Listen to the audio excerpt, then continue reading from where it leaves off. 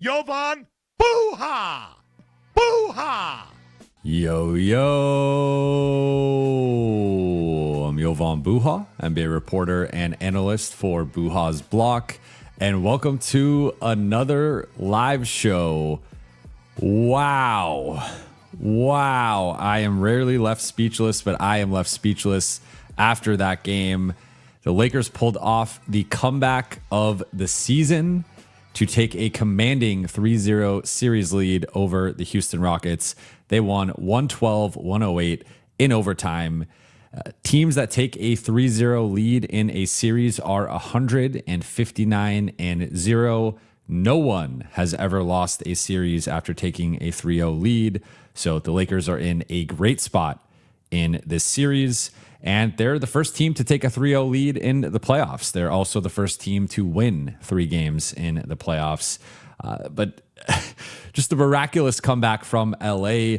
They trailed by 6 points with 30 seconds left, technically with 25 seconds left when Marcus Smart was sent to the free throw line. But a comedy of errors by the Houston Rockets.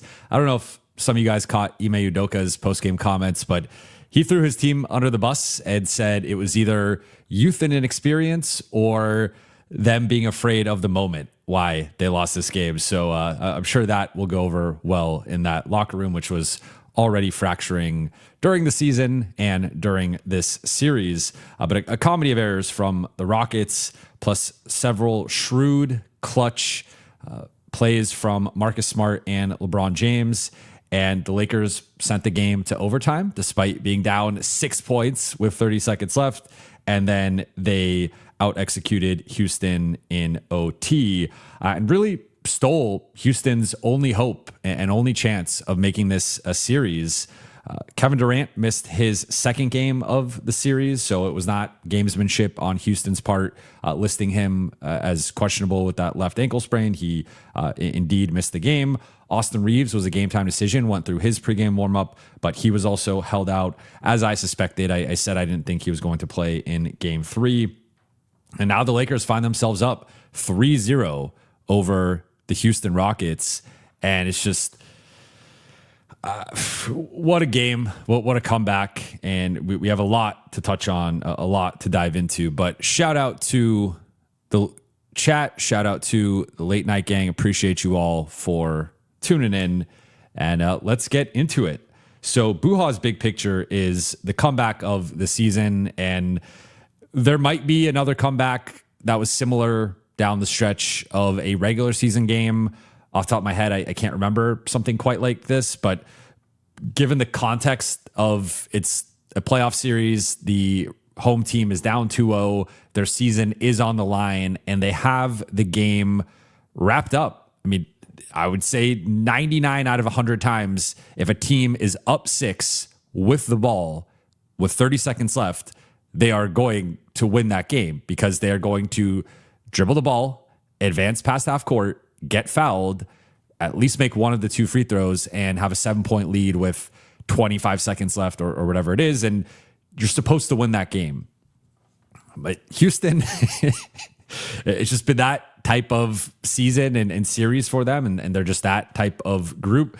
But I really think this moment was a culmination of what we saw throughout the regular season from the Lakers. They put the clutch stats up during the game on the broadcast, and the Lakers are 22-8 in the clutch going into this game. The Rockets are 22-23. So that alone, I mean, Houston inability to put teams away sometimes and going into more than half of their games being clutch games, but also being under 500 in those clutch games. LA being dominant.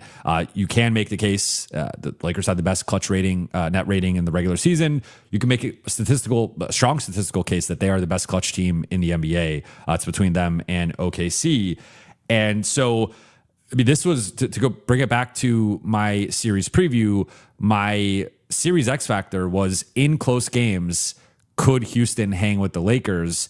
And for most of the clutch time, they were hanging with the Lakers, and it was basically a tied game or within one possession around that 5-minute mark. And Houston actually pulled away. the Lakers ran out of gas, that the Lakers were running on fumes. They were tired, and it was just a lot of ISO ball, a lot of mismatch hunting that just devolved into contested jumpers. They were turning the ball over left and right, just not getting high, efficient and just good looks in the half court. And it just really looked like the Lakers were finally going to lose a game in this series. And it was going to be a game that they were probably going to regret losing because they had the 11-point lead at halftime. They were in control of the game, led by 3 going into the fourth quarter. And so they'd been leading the game for, I haven't checked the time led yet, but they led the game for 82% of the game. So once again, LA has led 80% or more all 3 games. And if they had lost this game, it would have been really demoralizing. And there were several things that swung in Houston's favor in that second half. I thought that second half was their best half of the series. It was their best two-way play of the series. They were out physicaling, not even a word, but out muscling, whatever you want to say, the Lakers, and really pushing them around, dictating the terms of engagement. You're finally starting to see the athleticism and physicality advantages we thought Houston would have in this series materialize in a real way. And they've already materialized with Houston dominating the possession game. They took 19 more shots than the Lakers. Once again, 18 offensive rebounds. Lakers had 20 turnovers. So it's been showing up, especially with the turnover battle and the glass, but like Houston had not really been able to capitalize. And we saw finally them scoring on second chance opportunities and them getting out in transition, turning the ball over or getting defensive rebounds, getting out in transition, getting early offense. And it just felt like Houston had figured some things out. It felt like they were starting to put things together, and they're up. They get a huge play where LeBron throws an entry pass into Luke Kennard. Alperen Şengün, they probably fouled him, but they were just letting the guys play down the stretch there. And he reaches behind Kennard, kind of wraps around him, pokes the ball loose, gets out in transition, dunks the ball. Rockets are now up 6 with 30 something, maybe around 40 seconds, a little under 40 seconds. And I swear there was a moment where Şengün like takes a breath, and you could kind of tell he almost like is like, all right, we got this. And there's something in that moment where I was just like, I don't really like the body language there of just kind of feeling like you just iced the game. There's still so much time left. Like you should be trying to get back, get the stop, whatever. They get back. LeBron misses a 3, and Jabari Smith gets the defensive rebound. And Marcus Smart, I think someone might have technically been around like the half court line other than Marcus, but Marcus is the only Laker in the backcourt. Houston has one guy on the right. It's Tari Eason. Then on the left, they have Amen Thompson and Jayshawn Tate, I believe. And Jabari Smith, picks up his dribble for some unknown reason. Like just needs to advance the ball into the front court, picks up his dribble, and there's Marcus Smart right next to the 2 Rockets players. You have Tari Eason right here to your right if you, for some reason, pick up your dribble. And he does that and fires the ball toward the 2 Rockets players with Marcus Smart right there in the vicinity. Marcus steals the ball. Jayshawn Tate, who I've seen the crash out on Rockets Twitter already. They were crashing out about why is Jayshawn Tate even out there? And it's a fair point because he should not have been out there. I mean, I think he was technically out there for a couple defensive possessions, but still, if the Rockets were going to get potentially fouled, like he could have gotten fouled and missed 2 free throws. Like, so I don't get really why Jayshawn Tate was out there. But then he fouls Marcus Smart on the 3-point attempt, which is like, you just can't do that. It was back-to-back errors. Marcus Smart, huge play, like just always in the right spot defensively, has had several of these types of plays in terms of big clutch steals or steals to ice games, steals for comebacks, and just right place, right time, market. Like some guys would have given up on that play and would have been like, all right, let me get set up defensively. We got a foul. Marcus is like, nah, I'm going to play in the passing lane. So Marcus reads the situation perfectly, has the wherewithal to pump fake, draw the foul from Jayshawn Tate, and then ice in his veins, makes all 3 free throws. But still, Houston is up now by 3 with 25 seconds left. And Then they inbound the ball, and the Lakers, I think there's like a deflection or something, so they have to re-inbound the ball. Then they inbound it to Reed Sheppard in the backcourt with LeBron on him, and he's kind of taking his time. He starts to see the double, tries to split it, gets past LeBron, but LeBron pokes it loose. I think it's to Marcus, if I'm not mistaken, in the backcourt, and then he fires the ball back to LeBron, and he hits Luke. Alperen Şengün's kind of closing out between LeBron and Luke. Luke kicks it back to LeBron, and LeBron lets Şengün and I think it was Jabari Smith both fly by, and then he takes the three, ties the game with 13 seconds left. 101. In a matter of 12 seconds, the Lakers go from down 6 to tied in a playoff game with Houston's season on the line. And then Houston runs. Apparently, this is where, like, I thought Şengün had not been good in the first 2 games of the series, despite some of the numbers he was putting up. I thought it was some empty numbers there. But I thought Şengün, I mean, this might have been, I don't know if this was his best game of the season. I would really have to look through some of his performances, but 33-16, 6 assists, 3 steals, and a block.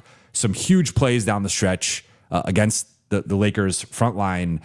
This was one of Şengün's just straight up best games of the season.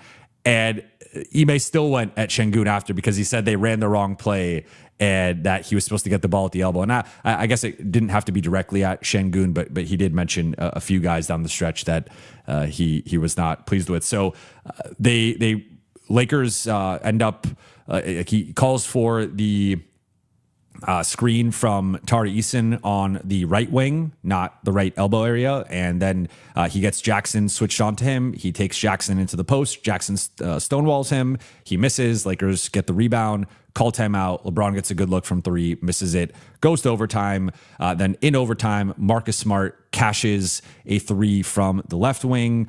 Rui gets a deep seal post up against Reed Sheppard in transition, makes 1 of 2 free throws. Rui also gets an offensive rebound, saves the ball, then ends up attacking Reed Sheppard along the baseline, getting a layup. And from that point on, the Lakers were in control in OT. A little shaky there at the end. LeBron had a really rough turnover. He ended up having 8 turnovers in this game, but he saved the game with that 3 and several big plays and possessions down the stretch. I thought his rebounding, the interior defense were really important. But this was a disaster class in how to close a game and a masterclass in how to steal a game. And this to me, it's obvious, but this was the series. I think if Houston had won with LA controlling this game for, again, I guess I think the 82% is including overtime. So let's just say it was closer to like 70% of the game LA had been winning.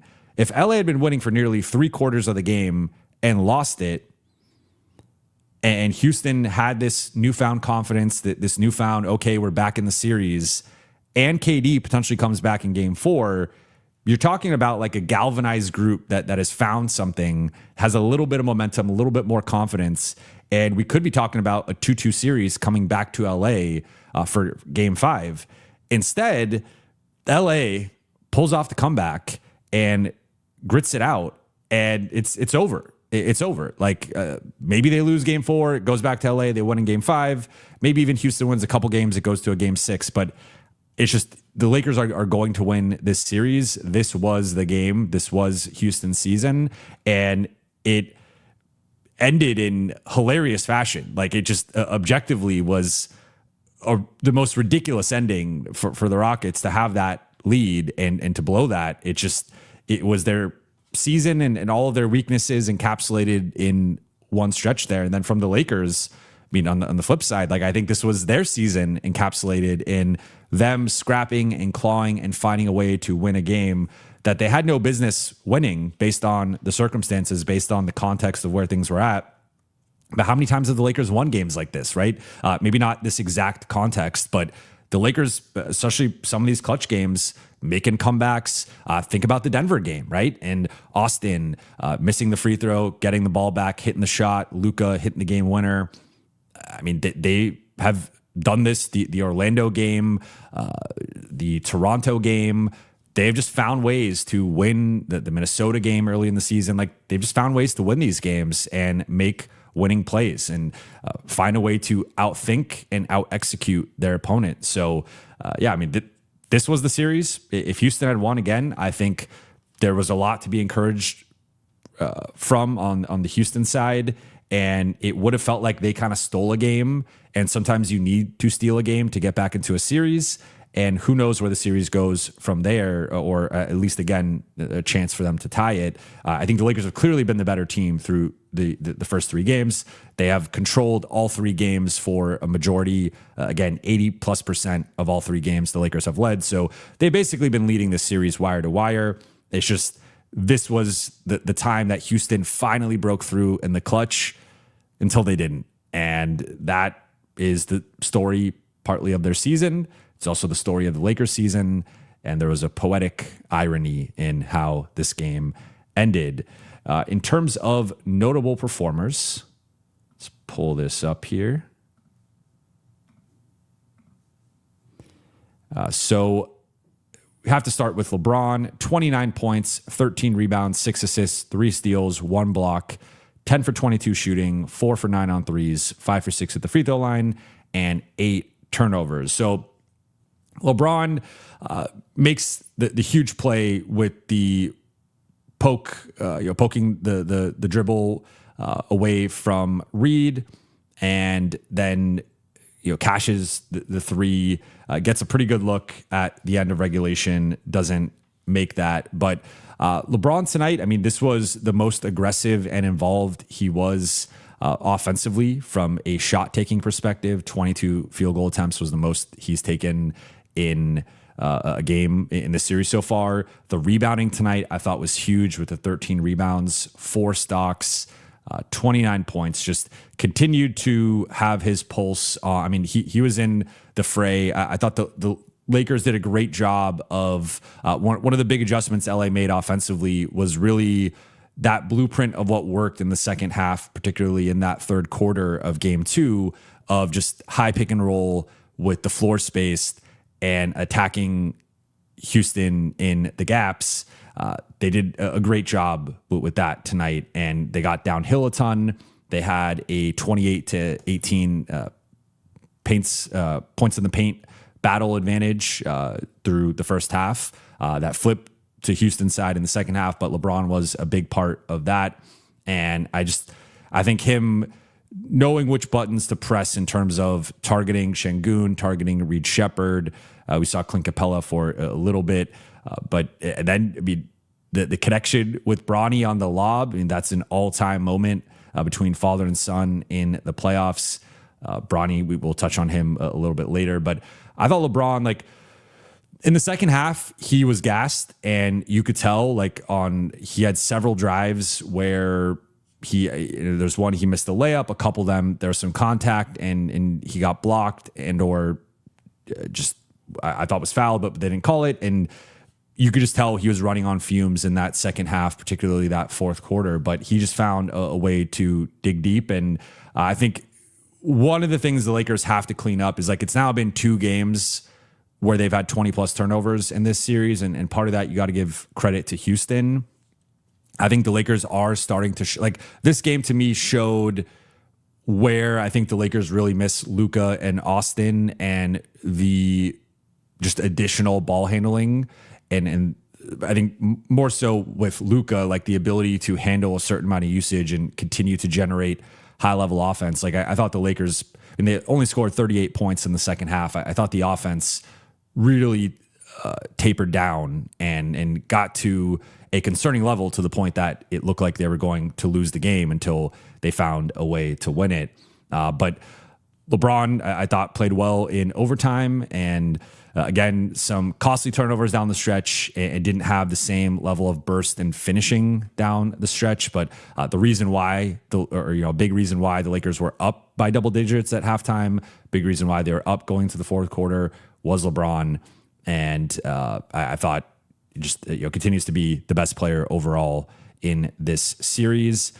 Then Rui, 22 points. I thought it was going to be the Rui game. It was not quite the Rui game because we had the Luke Kennard game in game 1, the Marcus Smart game in game 2. This kind of ended up being the Marcus Smart game again, but Rui set an immense tone early with 16 of his 22 points in the first quarter. Houston came out comfortable. They were actually running some offense and seemed to have some intentionality and purpose to what they were doing. They scored 32 in the first quarter, their highest scoring first quarter of the series. But the Lakers surpassed them with 39 points, their highest scoring quarter of the series, period, but also their highest scoring first quarter. And a big part of that was Rui. And he hit a few threes. He was punishing Reed Shepherd in the post. And I thought that they just got him involved in a real way that was really instrumental to LA jumping out to the lead that they did. I thought the fourth quarter was rough for him. There was a couple of plays down the stretch where, one, he gets back cut by Amen Thompson. Two, there's a miscommunication between him and Marcus that leads to a Reed Shepherd wide open three. I thought, 44 minutes, 4 rebounds. I thought this to me was easily his worst game defensively of the three. I thought there was some real slippage and reverting to some of his bad habits, but he came up big in overtime with the deep seal post up. Like, the Lakers had not really been doing that consistently in the second half and had kind of gone away from those types of opportunities. Didn't have a lot of transition opportunities in this game in like that setting of early offense. And so having the awareness to get out in transition, post up Reed, catch the ball, get fouled, and then also having the offensive rebound and the putback along the baseline, or I guess the offensive rebound that led to him driving along the baseline and finishing, those were two huge plays, or 3 huge plays between the deep seal, the offensive rebound, and the basket. So I thought, made up for some rough defensive play in the fourth quarter. I think part of what they realize is, like, if you involve Rui in off-ball actions, he will inevitably kind of lose his man or make the wrong read. And that's something that the Lakers are going to have to address not only in game 4, but moving forward as they play.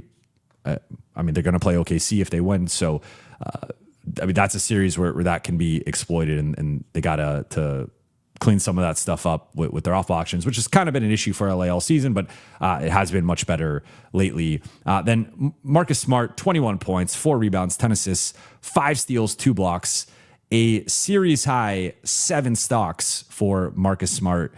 Just monster performance from Marcus. 5 for 9 from the floor, 2 for 4 on threes, 9 for 11 at the free throw line. So many big plays tonight. Obviously the steal and the foul drawn, but hits the 3 in overtime. Also had a couple of post-up baskets against Reed Shepherd where he bullied him, big boyed him in the clutch. And that was during a stretch where the Lakers were not scoring and not getting good looks. And Marcus just said, all right, give me the ball. I'm going to post up Reed. He just has a knack for all of these timely plays. And to me, it's between him and LeBron for player of the game, but you can make a strong case for Marcus with the double-double, the passing tonight. His passing continues to be a real weapon, him getting downhill, leading the team in drives and creating lobs, creating dump-off passes, creating kick-out passes, just really quarterbacking this offense at times. And then defensively, what he's doing, switching across multiple positions. Like, there was times they drew Alperen Şengün on him and he held his own. Some of those times Şengün spun off of him and got into the next layer of the defense, and the Lakers didn't rotate or protect Marcus well enough in those instances. But Marcus, I think with the game that Luke had, which he still did some things with the rebounding and the passing that he did it at a higher level than the first couple games. I think Marcus has been their second best player overall for this series, and that's saying something with this dude. Like, he's just a winner. JJ talked about it after the game, but you look at his two-way contributions and the passing, the shot making, the basketball IQ, his basketball IQ. Like, LeBron leads this group in basketball IQ, but Marcus is right there. Marcus is right behind him. Just one of the smartest role players, I think, at least in the modern era that I've ever seen. Just so many And, sometimes it could lead or lend itself to some overconfidence with Marcus, right? Like he does have the irrational side of him, but he just makes so many big plays that I thought he was incredible tonight. And honestly, like, I don't know if he was better than game 2, but I think there's a conversation to be like, I think it was close. He arguably was better tonight than game 2. Luke Kennard, 14 points, 6 rebounds, 6 assists. He cooled off, which you expected to some degree, regression to the mean, just 4 for 12 from the floor, 1 for 6 on threes. He was not going to shoot 65% and 73% on threes for the full series. So came back down to earth. I thought LA could have done a better job involving him. Like if we're looking at the I still think Luke should be taking the second most shots right now with the current iteration of the group. But I thought they leaned into him more as a passer and a playmaker. And you saw some of those horns actions and some of those elbow actions, that they ran, that he was a big part of. And I mean, you could tell like Houston is really, they panic anytime Luke Kennard gets the ball. And there's like an all out sprint in rotation to try to close out to him, run him off the 3-point line. And I thought they did a little bit more targeting with him defensively, but Luke has also held his own in some of those matchups. I think on the perimeter, he could largely hold his own. It's when you get him into the paint or get him into the post, that's where just him being on the smaller side can play out. But not nowhere near as impactful or as good as game 1 or game 2, just to some degree from like a shot making perspective. And that's what the Lakers need from him, but he still found ways to contribute, in my opinion, with the rebounding and the assists. But overall, I thought we started to see some of the cracks in LA's attack on both sides of the ball. And I thought part of that was Luke also being a little marginalized within the offense. DA, I thought was solid in overtime. Otherwise, like, continue to play some good defense. 2.6 rebounds, 2 assists, 1 steal, 1 block. They ran some DHO actions with him at the top and leveraged. He had a nice, I think it was a lob pass to Rui, if I'm not mistaken, or Rui at least turned it into a lob. But some nice high-low passing from DA and DHO actions. But 1 for 3 from the floor. They have neutralized him the last couple of games. And he had 3 turnovers compared to 2 assists. So anytime you have more turnovers than assists, that's not a good thing. And I thought Jackson Hayes deserved to close over him. It was weird, though, because we could just get into Jackson now. Like Jackson, the Jackson Şengün minutes have overall, they were better in game 2 than in game 1. But if you look at the totality of the season series between the Lakers and the Rockets, Houston has had success with Şengün versus Jackson over the full course of the 3 games in the regular season and now the 3 games in the playoffs. But after I thought a rough stretch there's a little bit too much Jackson. He missed a dunk. He missed a layup attempt. And then Şengün was just going through his chest. He scored on him 3 times down the stretch of the game. And a lot of it was just big boying Jackson in the post.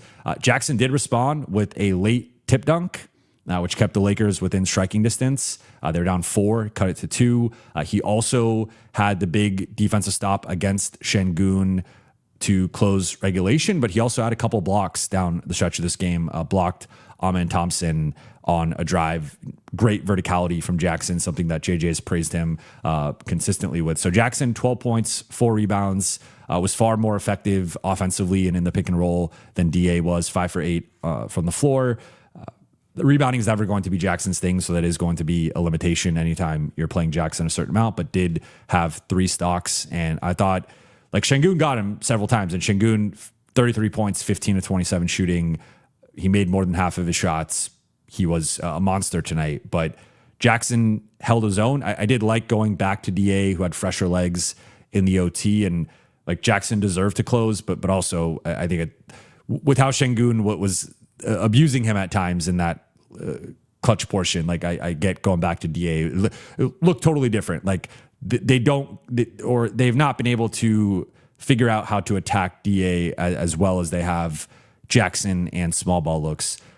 So that is, I think, a credit to DA and his defense in this series. But Jackson, it's not back-to-back games where I think Jackson has been LA's best center, and he got the close for back-to-back games up until OT, but played really well, and I really liked his energy and his spirit tonight. Vando's best performance of the series.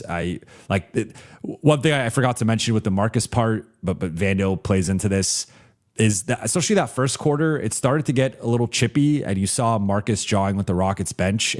Inevitably in a 7-game series, there's going to be a point, usually around game 3, game 4, where it starts to get chippy. And it's like you played the same team over and over again, and you just start to dislike these guys because you're going to war against them. And so Marcus, there's several plays on the court where there's some John and kind of getting into it, also getting into it with the Rockets bench. Vando thrives on that adrenaline. Vando loves getting into the mix. So Vando, 5 points, 6 rebounds, and assist. The assist was a beautiful back post kind of no look.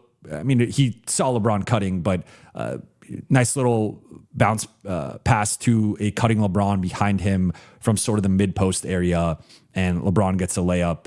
I believe that was early in the fourth quarter. That was a big play from Vando. But the rebounding, I thought it was huge tonight with him. And I really liked how Vando's played. Like, you don't expect much from him offensively. Missed a couple threes. One of those was really close. But I think his defense and rebounding and energy have made an impact with the bench group. Jake LaRavia, really rough game for him offensively, just continues to be a non-factor. 2 points, 1 for 4 shooting, had a couple of Butterfinger situations where he had the one rebound just slipped through his hands under the Rockets basket. And then there was another time he didn't catch a pass.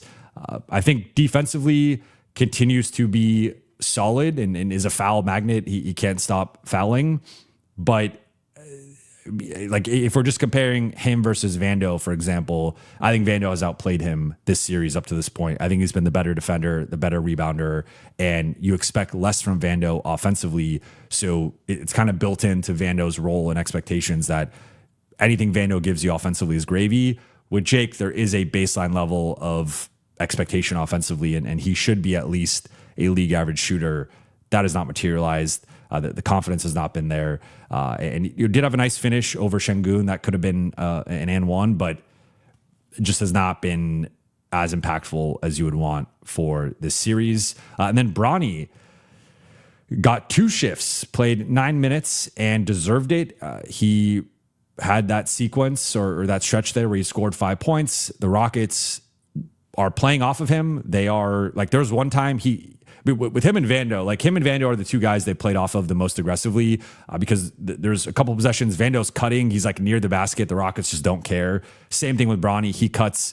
They're ignoring him. He relocates to the other side. They're ignoring him. So he has the ball. They go under a screen. He hits the pull-up 3. Huge shot for him, huge moment for him to build confidence and reps and reference points, as JJ likes to say. Then gets the lob from his dad in transition and finishes with the lay-in, the reverse lay-in. Just an awesome play, awesome display of athleticism, and of course, an awesome moment between LeBron and Bronny. So Bronny came in, and this was definitely his best stretch of the series, and helped impact and keep LA's offense afloat during that stretch of the early second quarter, and then got another shift early in the fourth quarter. In terms of stat of the night, several things we could go with. We could go with just 6, and that's the points the Lakers made up in the final 30 seconds. But I would go with the 18 stocks tonight, the 12 steals and 6 blocks. LA's defense, especially in the half court against Houston. Like, Houston did figure some things out, and they had some stretches of this game where they were comfortable, particularly in that second half. But LA is just clamped this team, and for the Lakers to do that and do it in the fashion that they have, and to really win 3 rock fights, because even the 112-108 score is a little deceiving, right? Like they went to OT at 101. So this is almost the same game 3 games in a row in terms of like both teams or I mean, the Rockets, this is the first time they cracked 100, but both teams like barely getting to 100. I mean, the series has been Lawler's Law, first one to 100 wins. Like that applies in this series. And so, I mean, Lakers 105 defensive rating tonight, like they clamped them. And that to me is, it's been the story of the series. It's been the Lakers defense versus Houston's offense. And then in terms of 3 takeaways, going to rattle through these because I want to get into the Q&A. And I don't have much to take away. Like I feel like we talked about some of the clutch stuff. We talked through each player's individual performance. I think I have 3 general takeaways here. So one, LA's offense stalled out in the second half with just 38 points. And I think that would have been the story of this game had they lost, was just the inability to manufacture efficient looks in the half court, and it devolved into a bunch of ISO ball. One of my pet peeves, and I feel like it disrespects the basketball gods, and it's just one of the things I really don't like, is when you roll the ball up the floor, and Marcus did that several times. It's one of the few things I will disagree with Marcus with, and I just thought some of that stuff was stalling the clock. I just think it's more of like a psychological thing where you just get into some bad habits. And I thought the Lakers played deep into the shot clock far too often. They had a couple of shot clock violations tonight. And just the offensive flow was there in the first half. I mean, they scored 63 points in the first half and exploded for 39 in that first quarter. But it was their worst third quarter of the series. It was their worst fourth quarter of the series as well. The Lakers had kind of been down in the first 2. You're not playing their best basketball in the first couple of third quarters. Game 1, they're able to get in the bonus early and go to the free throw line a bit to keep the offense afloat. But they've not particularly played well in these third quarters. But the fourth quarter is where they have regained their footing. And they did that in the final 30 seconds of the game. But up until that point, I mean, they're outscored by 5 in the fourth quarter. If not for that comeback over the final 30 seconds, they're potentially outscored by 11 points, 12 points, whatever it ends up being, and Houston ends up winning the game. So it had been a really bad fourth quarter for LA, and I think because we know the Lakers they're going to win this series, it's just a matter of, is it game 4, game 5, game 6, whenever it is. I think you have to look at some of the things they did not do well, right? Because we know what they've done well. They have been incredible defensively. They have extracted as much as reasonably possible out of LeBron and Marcus and Luke. I think Rui's been a clear positive for this series. Jackson and DA have done their jobs for the most part, and Jake and Vando have lived up to the energy, Banshee, bench guy roles. So like the Lakers have played about as well as like they can. They could certainly do some things better with the turnovers and with the rebounding, but those were built-in advantages for Houston. They have been advantages for Houston throughout the series. Also factoring in no Luka, no Austin, you expect the turnovers to go up for LA. But I think if I'm the coaching staff coming out of this, right, and we're like, we escaped this, we had the big comeback, but why were we in this position in the first place when we led this game for over 70% of the game? I would point to the second half offense and particularly the fourth quarter offense. Now, part of this was fatigue. I think the Lakers, they've been playing the starters into the ground through the first couple games, and it's been a tough physical series. I do think the longer the series goes, it does favor the younger, more athletic team just from a physicality perspective. And so that's where the Lakers, I think, should obviously try to win this in 4 or 5 at the most. Like, you don't want to play with your food and have this drag out. But I thought that the second half offense, it became far too ISO heavy. It became far too much playing deep into the clock. There's some sloppiness with missing layups. There's some sloppiness with turnovers. Like, if you're missing open threes, if you're missing pull-up jumpers, some of that stuff, it just happens in the flow of the offense. And LA was not going to shoot above 50% for the entire series. They were not going to shoot 50% on threes for the entire series. So They had a great first half. They shot over 50% in the first half. They're at 50% on threes in the first half. That came down. They finished 48%, 41% on threes. That's more in line with what you would expect over the course of a full 7-game series. But I think a big thing for them just needs to be remaining disciplined, continuing to run actions. And I think at times it feels like with Houston, I thought Houston was a little bit better with sending their help, their rotations, some of their doubles, and then rotating out of that. You saw some possessions for the Lakers where they'd have an advantage, then Houston would rotate out and prevent the advantage or recover within that. So I just think that there's some stuff that the Lakers can clean up more so offensively. Like defensively, there's nothing real. Like there's some stuff Houston did with their cutting, playing more out of the middle of the floor with Şengün. I mean, Şengün was just frankly much better than he was in the first couple games. And part of that I thought was some of the matchups that the Lakers had and how much Jackson played directly against him. But part of it too was the Rockets. They took a bunch of threes tonight. Jabari Smith and Reed Shepherd made 10 of their 11 threes. Şengün made the other one.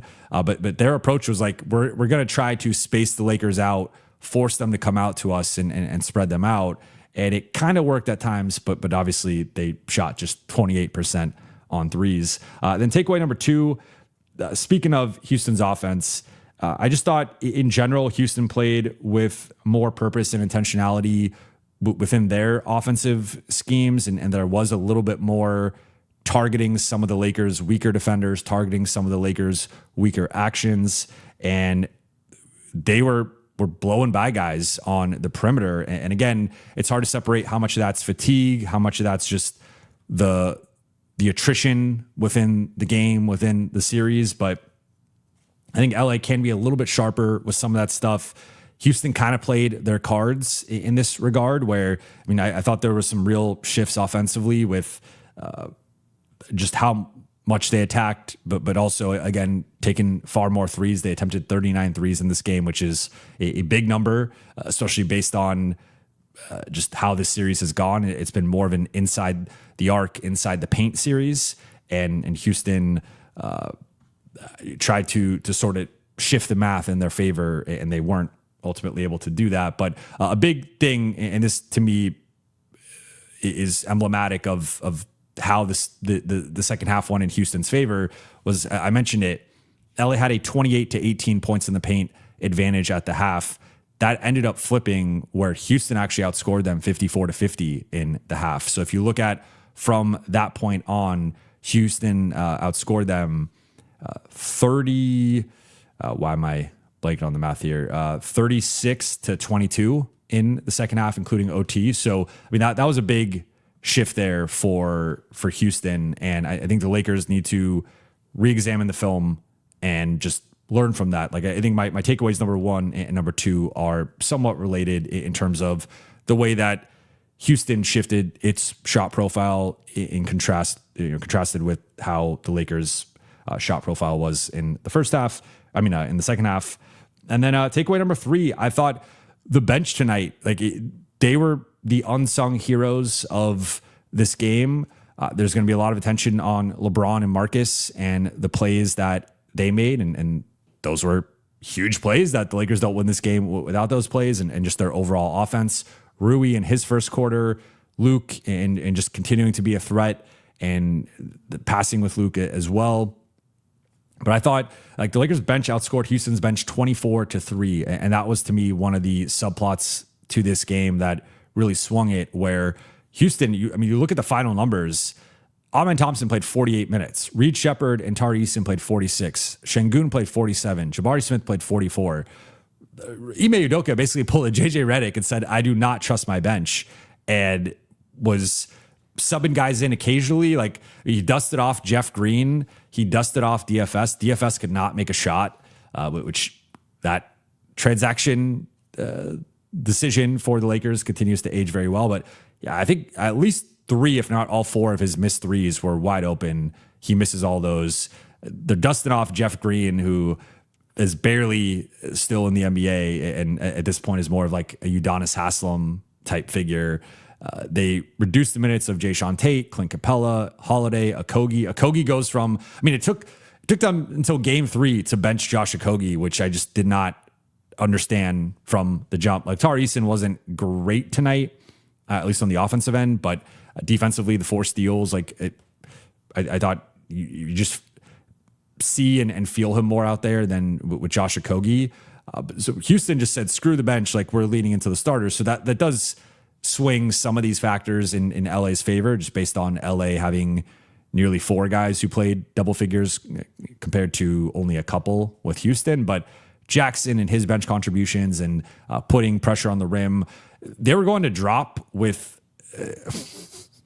Houston was playing drop with a small ball group, which makes absolutely no sense, and allowed Jackson to get downhill for a couple lobs, free throw attempts, just some questionable strategy on the Houston side in that regard. But Jake and Vando making an impact with their energy plays. Bronny coming in, getting a couple buckets. Like Bronny himself outscored Houston's entire bench, which just says a lot. It wasn't like, I mean, those guys got some shot ups. I mean, some shots up.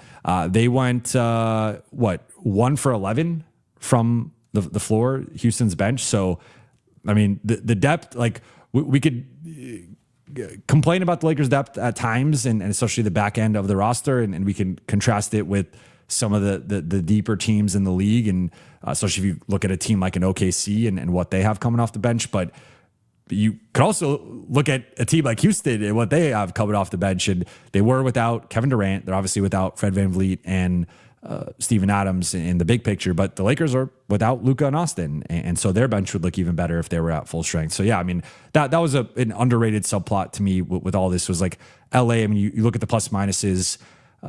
Nick Smith comes in for the final possession, which I thought was funny. JJ finally dusted him off, but all 4 bench guys had a positive plus minus, whereas with the starters, a couple of guys were neutral. Marcus was the only starter with a positive plus minus. So I thought the bench wasn't just the scoring and comparing that to Houston's bench. It was just the overall bench minutes I thought were productive, and the Lakers really leaned into their defense.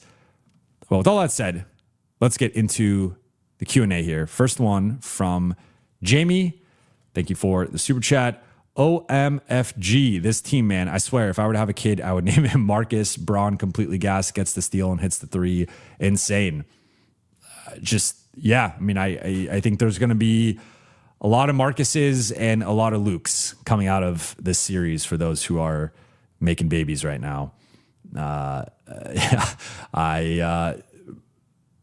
mean, they have to keep Marcus. Like I've been saying that all season, but I think it's really crystallized here in this series that, and frankly, Marcus at 15 million or somewhere in that range, I think is more than fair. Like Marcus has outperformed that. And really the only concerns with him are age and injuries. But Marcus has been a revelation. And LeBron, yeah, I mean, I think the other thing when we talk about LeBron, like, this is where also, like, we have to factor in, like, this dude's 41, year 23, played more playoff minutes than anybody, played more regular season minutes than anybody, played more minutes period than anybody. And he's still one of the most athletic guys on the floor. He's still arguably the guy in the best shape or right up there with just about anybody. It's insane the way he's able to dig deep and find a way to conjure enough energy to make a couple of huge plays there. Jamie again, regardless of the outcome of the rest of the playoffs, this LA team post All-Star break will always have a special place in my LA fandom. So much fun. Yeah, I mean, I've talked about just like the turnaround with this season and how fun it's been to cover, how fun it's been to watch, how fun it's been to talk about with all of you.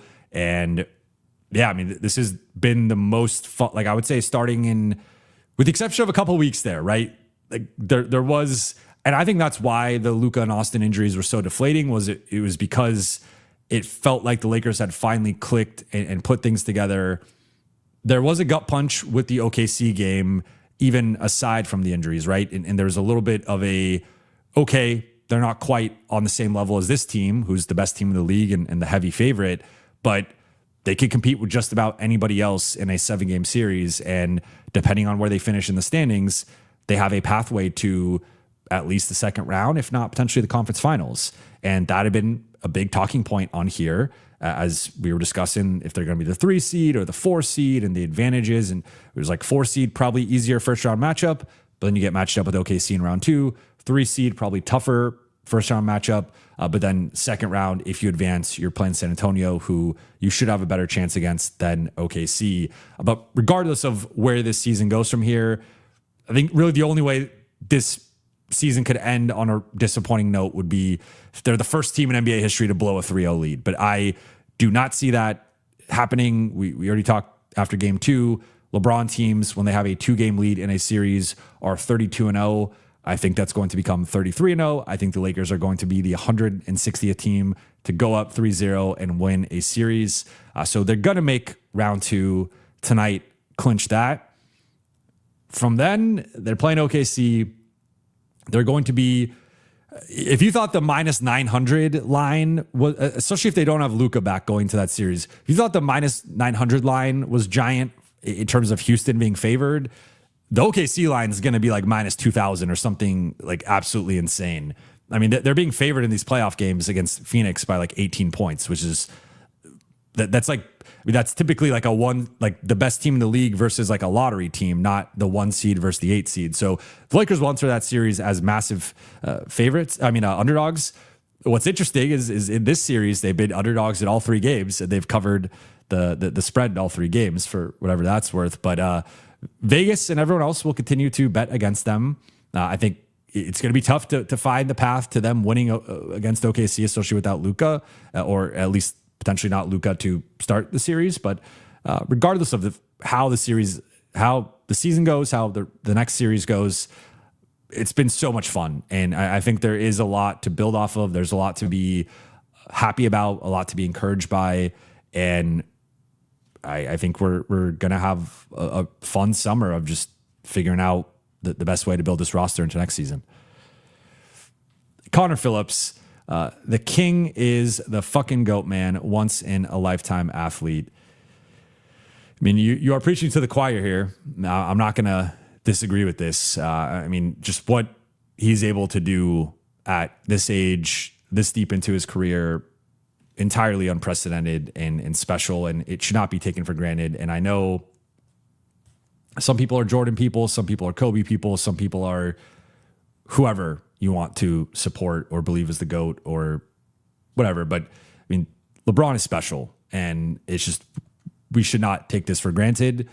We've been saying that for years, and he continues to surprise and prove people wrong. And it's incredible what he's still able to do at 4. Like, I think a lot of times we forget he's 41 and we just start to judge him as if he's like 28. And it's like, sure, some of the things, maybe some of the turnovers tonight, if LeBron was 28, we'd look at it a little bit differently. But it's like, dude's 41, putting the team continually on his back, and drops 29, 13, and 6, and makes that sequence of plays to send the game to OT. Just remarkable. Cage Britt, thank you for the super chat. They tried to write us off. We ain't effing writing back. I mean, a lot of F-bombs tonight, and deservedly so. I apologize for those listening with children around, but it's that type of night. It's a Friday night. We got to let loose a little bit here. But yeah, man, I mean, and look, I've already owned up to being completely wrong on this series, and if they sweep, it's going to look even worse for me. I did shift to Lakers in 7 after game 1, and I shifted to Lakers in 5 after game 2. I mean, right now it's hard not to think it's going to be a sweep. We still don't know Austin's status. We still don't know KD's status, but the Lakers have dominated this series. Like, there are people, like, there's still been that kind of, no, the Lakers, it's a little fluky. Like, they had hot shooting in game 1 and game 2, and like tonight it's going to be, oh, well, Houston blew the game. There are elements of both of those things. Like, the Lakers overperformed from a shooting perspective in the first 2 games. Houston definitely played a big role in blowing it tonight, but that undersells what the Lakers are doing right now. And again, they've been controlling these games from start to finish, leading 80% plus of all 3 of them. They're just dominating the Rockets right now. They're the smarter team. They're the more together team. They are out thinking them, out executing them. It's just been a sight to behold. BT Kingsley, we got to keep smart. Summer will be crazy. They have to. I will continue to say in general, it'd be good to run most of the group back. I think there are a couple of areas that they could tweak things. And I still would like a better starting center, but I think they could use more wing depth and just two-way wing play. But yeah, I mean, it's hard not to be feeling good about what this roster is going to look like next season. And Sarah Talks Ball follows up. We got to keep Marcus somehow. He leads by example. Yeah, and this is another situation where I think we have to trust the Lakers in terms of with DFS. They obviously had concerns about his ankle, about his health, and didn't feel like he was worth the contract that he ended up getting. So I think it would have to take something like that where there's real concerns with Marcus's health. Even then, I think he's been much better than DFS. Like DFS was awesome, but he was more of a plus minus like net rating guy. And there was like the subtleties within his game, right? The rotations, the rim protection. He would hit, shot the ball well from three, would hit some big threes, some big running those pick and pops with him and Luka, him and Austin, him and LeBron. He unlocked the Lakers small ball identity, but Marcus is just a straight up better player. I mean, obviously right now he is, but even like just comparing this version of Marcus to last year's version of DFS, I don't think it's particularly close. So yeah, I mean, Marcus is again, outside of like really the health is like, we can even put the age aside because he's still awesome. It's just the health with him of the last few years. And that's the only concern I have moving forward.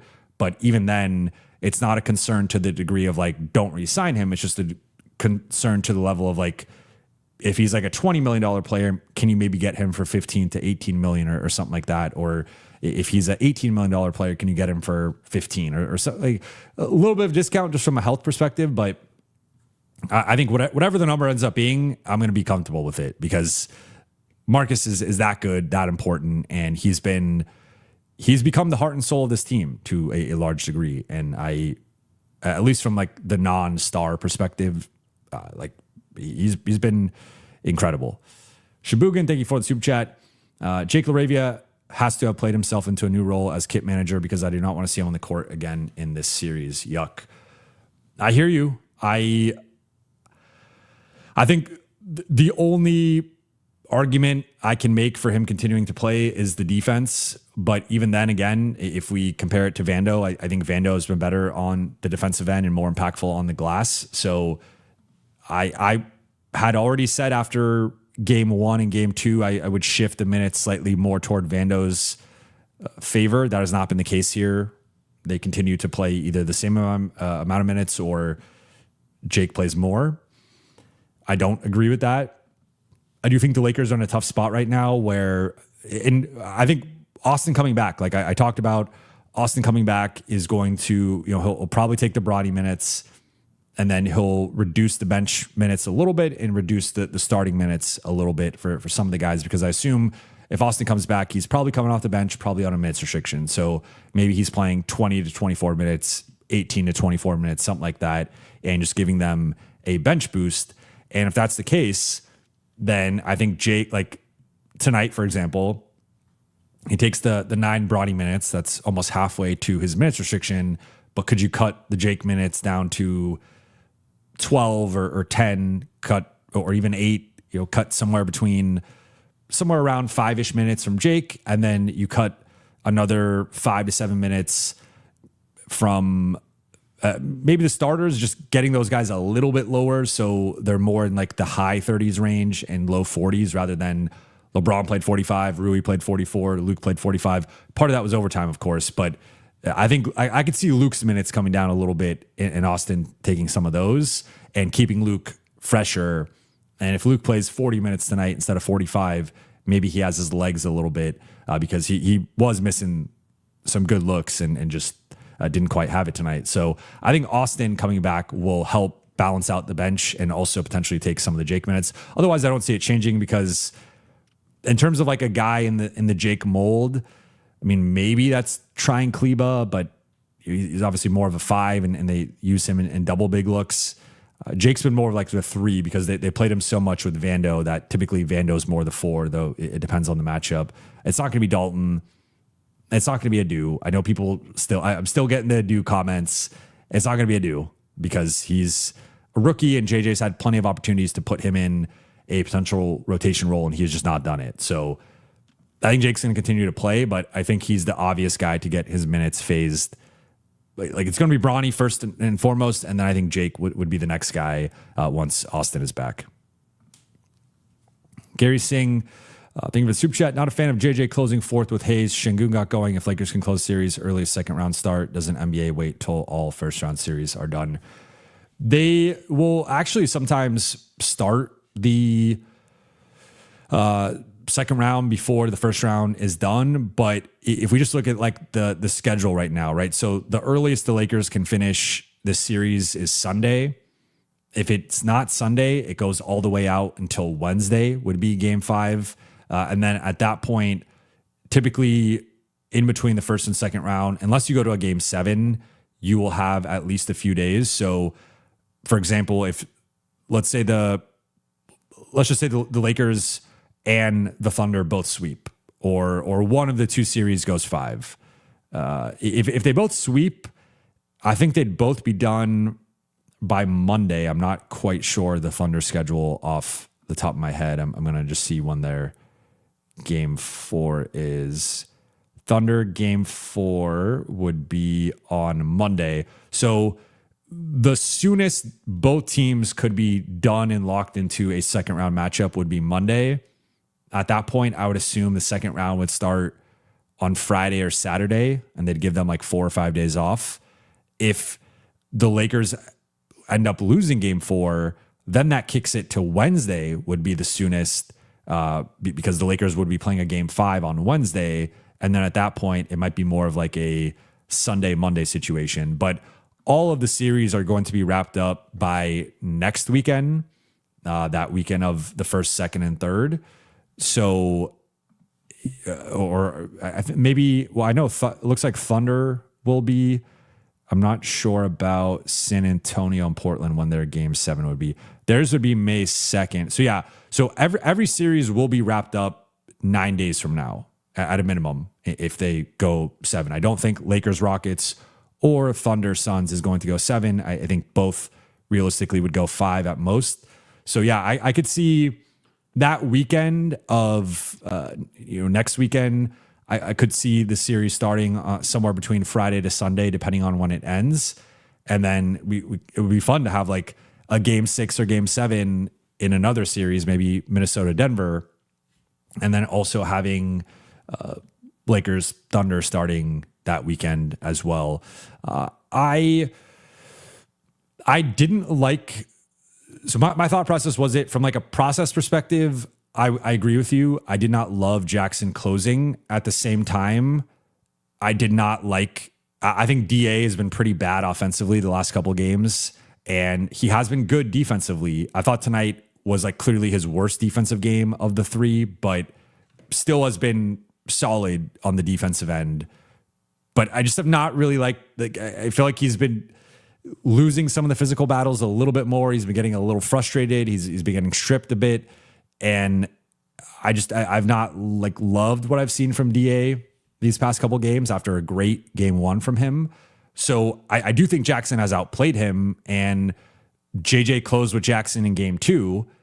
And I think the thinking was, let's go to this again. So I understand his process with landing on Jackson closed game 2 well. He outplayed DA game 2. He's outplaying him game 3, and let's close with him again. I think the difference was Şengün finally got going, and Şengün had his best game of the series, and that nearly shifted things in the Rockets' favor. But so I'm not. I think it to me should be more like who's playing better through the first 3.5 quarters, and you close with that guy. I think the last couple games it's been Jackson. Game 1, it was clearly DA. Game 4, we'll see how that goes, but. I also think I probably would have, Jackson, give him the close. But once you start to see Şengün get going, I maybe would have subbed in DA for the defense. Now, Jackson rewarded JJ with the tip dunk a couple of stops late. I thought he made up for some of the mistakes and limitations earlier in the clutch part. But yeah, I mean, it is a mismatch. Şengün going up against Jackson. He's too big, too strong. And yeah, I mean, I think it'll be a few days post first round, but I think it'll be this weekend.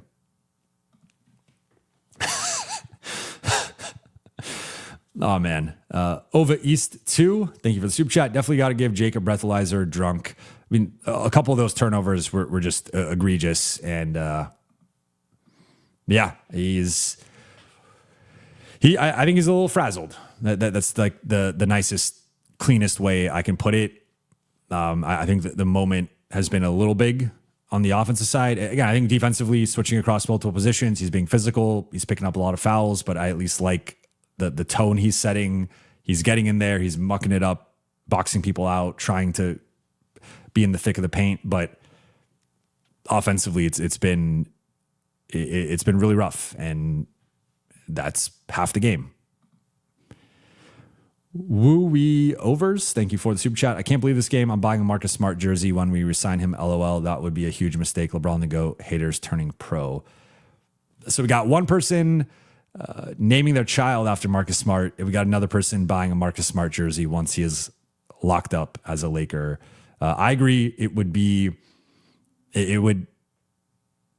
rank pretty high. I've termed the Karubot scale of the mistakes of trading Ivica Zubac and letting Alex Caruso leave in free agency. I think those are the two non-Westbrook biggest mistakes of the Lakers last 7 years. Losing Marcus would be pretty up there. We might have to come up with a new name for that scale if they end up losing Marcus. And yeah, I agree with everything else. Aratang put me on the spot here. Thank you for the super chat. Honest opinion, do we have a chance for a finals run? I mean, sure. I don't want to discount it. I do. I talked about this with OKC last night on the stream when someone asked, do we have any chance to beat OKC? I said, based on the season series, like, no, there was not a lot to take away. I mean, one of the games the Lakers punted. The two games the Lakers tried, first one in OKC, no J-Dub and no LeBron. So both teams are without, at least at the time, their number two options. And then later in the season is obviously the disaster game in OKC. And the injuries overshadowed. I think some people have tried to block it out of their mind or just remember it more for the injuries. It's like, no, before Luka hurt his hamstring, the Lakers were down by 40 points or 35, whatever it was. Luka did not play well. Austin did not play well.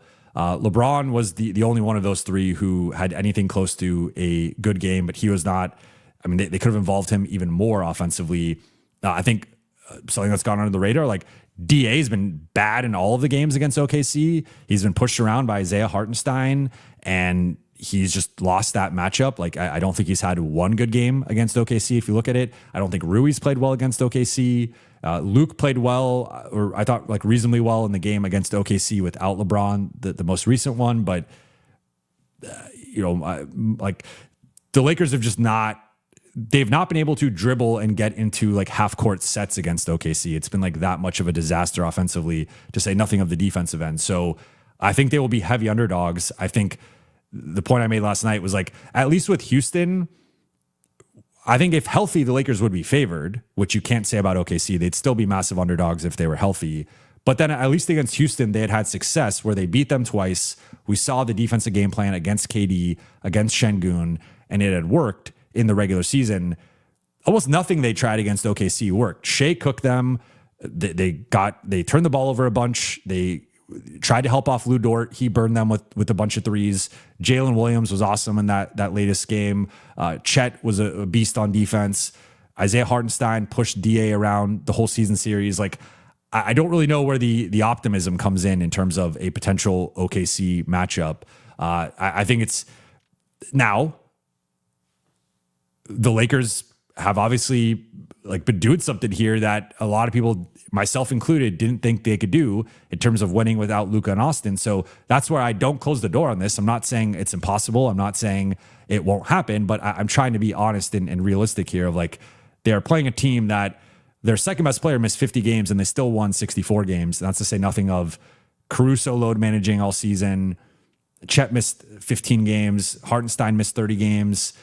AJ Mitchell, who turned into their best bench player out of nowhere, he missed, almost half the season. Like, they were pretty injury riddled, and they still were a juggernaut who blew everybody out for basically the full season. So they're going to be at a major, they're going to be major underdogs. But if they can get Austin in a rhythm here and get Austin back to looking like himself, and they get Luka back at some point, and then you also have Marcus playing the way he's playing, Luke playing the way he's playing, Rui playing the way he's playing, and you find a way to continue to empower those guys offensively, and you get the level of defense, I think it can be a more competitive series than we would think based on the regular season. Like, based on the regular season, you would think the Lakers probably get swept. I don't think it's going to be like that, but I do acknowledge that OKC looks like an unsolvable problem right now. And they did lose J-Dub, and that maybe opens up a door. Like, they still whooped the Lakers without J-Dub a couple times, but we'll see. So I would say this: if they get past OKC at that point, anything's on the table. Like, if you slay that dragon, sure, you could get to the conference. I mean, you're in the conference finals. You could get to the finals. You could win the championship. I think that's like the test. Like, the Lakers NBA finals here is playing OKC, and if you somehow beat them, now you're either playing San Antonio, Minnesota, or Denver, depending on who comes out of. Let me not speak too soon. San Antonio won tonight. Okay, so San Antonio's up 2-1. So yeah, San Antonio, Minnesota, or Denver, and then I mean, you already beat OKC, so you got to think you could beat one of those three, and then you play whoever comes out of the East. So, I mean, I would say if they somehow get past OKC, like, the odds dramatically increase. I would say right now it's a very slim chance, and I think OKC will be heavily, heavily favored. But then Rando follows up. Anything is possible. Only time I will cue a quote from a Celtic here, but as KG said, anything is possible. Yeah, I mean, look, again, everyone picked the Rockets, right? I think there are some differences between Houston and OKC. Like, I don't think OKC would ever blow a 6-point lead with 30 seconds left, for example. I don't think OKC would have some of the game plan strategy that Houston has. I think Mark Dagnall and Ime Udoka are in completely opposite ends of the coaching ranks right now, but yeah, we'll see. I mean, the thing is, I don't want to, like, I feel like it goes too negative when we start talking about OKC. Like, I want to focus on the moment. It was a great win tonight. It's a great moment for the Lakers. Like, I want to focus on the positivity. Isaac, thank you for the super chat. Words can't describe how much I've enjoyed watching LeBron remind everyone who he is. Do you think series has been one of the best for his GOAT case? Love watching this team play together like this.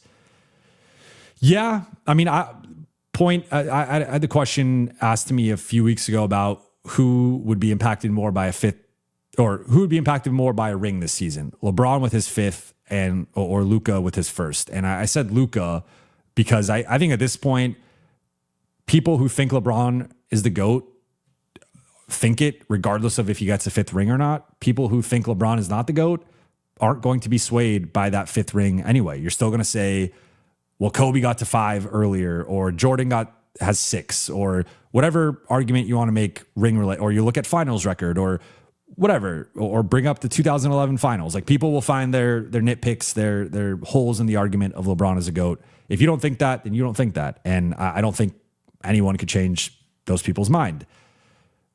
But I would say, like, so I don't, this is not a championship, obviously. And I don't think this weighs as much as a championship, but I do think it's a nice feather in his cap in terms of looking at what Jordan did. If you just look at, let's just put Jordan to the side because that's a whole other thing. But, like, just look at the greats, the top 5, top 10 guys, and where they were at this stage of their career. Most of them were out of the league. I mean, some of them age-wise, they were still in the league. But they were out of the league or they were a shell of themselves. And no, LeBron is not 2009 LeBron. He's not 2013 LeBron. He's not 2018 LeBron. He's not 2020 LeBron, but he's still a pretty damn good player. And I think he's clearly been a top 10 player in these playoffs. And that alone at age 41, year 23, like, I mean, what more could you ask for? And I know he's got a complicated relationship with Lakers fans, and you know, that there will always be the history with him and Kobe, and that just, for some people, they can't quite get there with him, but dude's amazing. And I just don't know what else you could ask.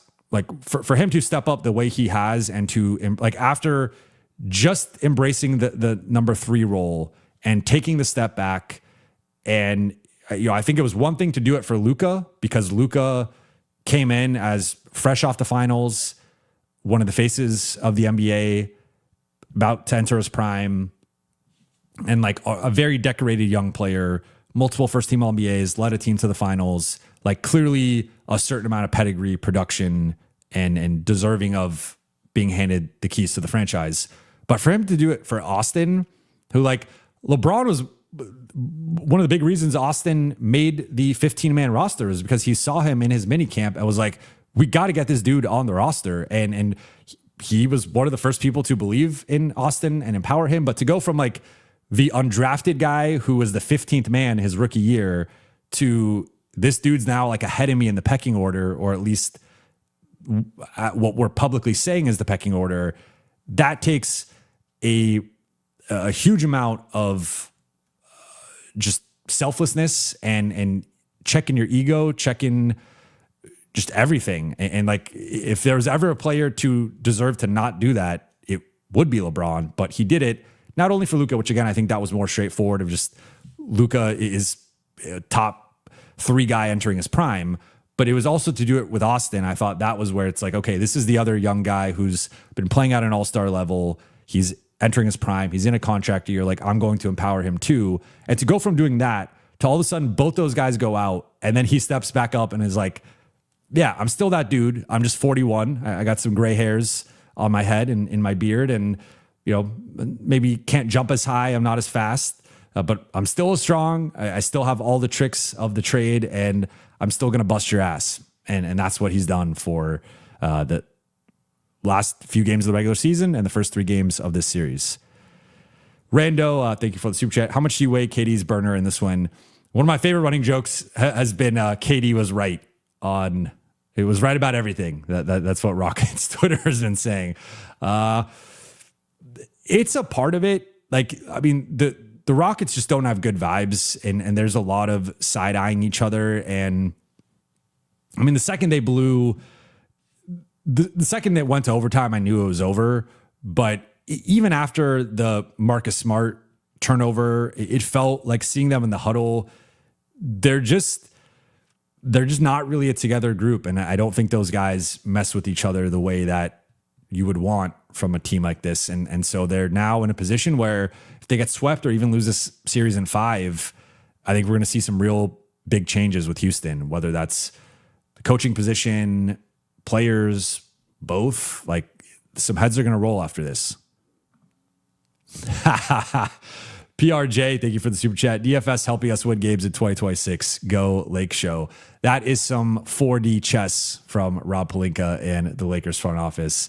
DFS did help the Lakers this season, just wasn't in the way that anybody anticipated. I'll say I rock with DFS. He's one of my favorite players to cover that I've covered in my career.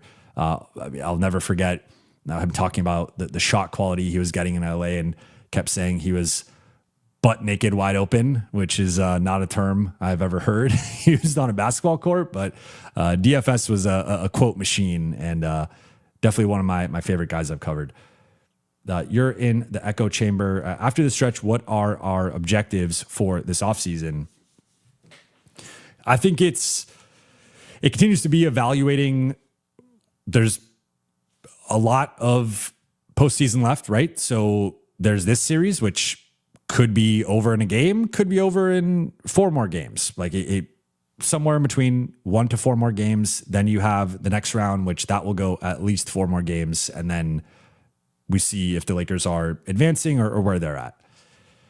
So I think there's still a lot up in the air in terms of just who fits, who doesn't, what price are you willing to go to. Like I also think when we talk about who fits, it's not even necessarily who fits, but it's also, do they fit at our ideal price point? Because I'm sure if you gave the Lakers truth serum right now, they have this all mapped out in terms of who they want to keep, who they don't, what's the best price. And then also based off of that, depending on, like, for example, LeBron is a big X factor here, where LeBron at 25 million versus LeBron at 20 million has a ripple effect in numerous ways, including potentially how much they're able to pay Marcus or Luke or Rui, but then not only pay those guys, but also how much flexibility they still have to add somebody else. And there are creative ways they can create additional space. DA potentially opting out is a way, or trying to trade Jake or Vando or Dalton, waiving. I believe they'll have the team option on Nick Smith Jr. They could waive him. So there are some ways they could create some extra flexibility and whatnot. But ultimately, what they do with LeBron and then what they do with Marcus and Luke and Rui, and what are all four guys back? Are three of the four guys back? Are two of the four guys back? What are the prices for those guys? And then what's the remaining number in terms of cap space, and what do they do with that? Also, do they keep their pick? Like, there's just so many moving parts here that it's tough to say. In terms of objective, I would say the objective should be running it back to a degree, or running it back as a negative connotation. So I would more so say, like, retaining the parts of the core you want to retain and then adding to the core. I think that the goal should be, at a minimum, adding 2 rotation players. I would love to add 3 rotation players and add a couple starters plus another prominent bench player. But maybe, if we're being more realistic here, based on LA's financial situation, it's adding a starter and adding a bench, like a prominent bench player. And if you can go into next season with like maybe 7 of your top 9 is still 7 of the players on this team, but you've added 2 new players into the top 9, and like good players into the top 9, and players who fit the archetypes that work next to Luka and next to LeBron and next to Austin. Guys that play defense, guys with high motor, guys with a certain amount of athleticism, guys that, especially if it's a perimeter player, that can ideally have a certain amount of size and a certain amount of shooting. You add a couple of those guys, and I think you are in that conversation to be, again, likely the 3 seed. Maybe you even push for the 2 seed. I think San Antonio and OKC are both going to be 61 teams again, barring health issues with SGA or Wemby. So like that's the standard in the West. And I think the Lakers, I mean, that's honestly how I'd be viewing the offseason, I guess, is what gets me to the OKC San Antonio level? What gets me to being a 60-win plus team and a team that's built to contend for the next 3 to 5 years at a minimum? That's my goal walking out of this summer. And obviously keeping LeBron does make it somewhat more short-term, because he's not going to play another 3 to 5 years. It's a year, maybe 2 years tops. So you are still straddling 2 timelines at that point. But I think the objective should be retaining the guys you're confident in at reasonable prices, and then also addressing some of the general weaknesses, which I think, like, one of the things that I think is one of the most impressive things for me with the Lakers defense has been, like, the Lakers are kind of admitting to some degree that they don't love a lot of the one-on-one matchups. They have allowed DA to play Şengün one-on-one, and then they have not let anyone really play KD one-on-one. And there is, like, with the Lakers style of defense, there is an admission that, like, we don't have the personnel necessarily for these matchups. So that's why we have to send these, like, part of the doubles is to kind of junk up Houston's offense and get them processing and get them turning it over. But especially with KD, there is a part of it that's like, we feel like if we're in a one-on-one matchup with KD, he's going to continually just beat us over the top and hit jumpers over us. So I would like the Lakers to add at least one more defender or a couple more defenders where it's like, you have more confidence in these matchups where you can go one-on-one and you can put a defender out there that is And like Marcus is the closest, but Marcus at 6'3" just has some limitations that, especially against like a KD's 7 feet. And so that's just, he can shoot over the top of Marcus. But if you could get a guy in that 6'7", 6'8" range who can defend multiple positions and be a stopper against the best stars in the league, it's a tough player to get. It's an expensive player to get, but that would be a big objective to me, is like to shift the defense. Like Lakers should not be the 20th ranked defense next year. That would be a big goal of mine, is like, how do we get it to top 10 defense? Top 5 offense, top 10 defense. You're a true contender. It's great. Thank you for the super chat. Dorian Finnamis. Oh, poor DFS catching the strays in here. Rando, thank you for the super chat. JJ vindicated, Ime exposed for basketball. I was going to say, be careful with that. Be careful with that. Yes, I'm glad. You know what, Gorilla, great point here. Great point, Gorilla. Thank you for the super chat. Shout out to Ayton on those jump balls.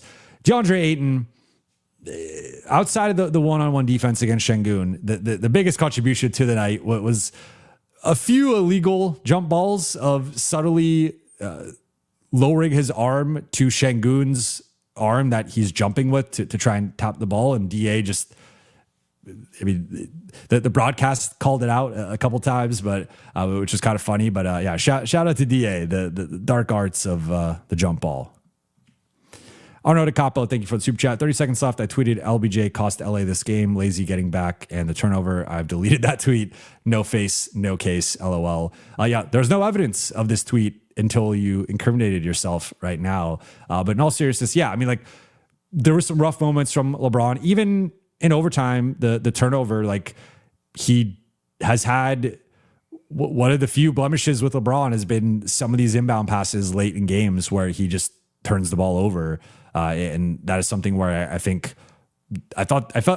like they'd settled on Marcus as the inbounder, and for whatever reason they maybe it's because it was a free throw situation. They wanted, you know, Marcus to, because he's a low 80s free throw shooter, and LeBron is, you know, typically like low to mid 70s.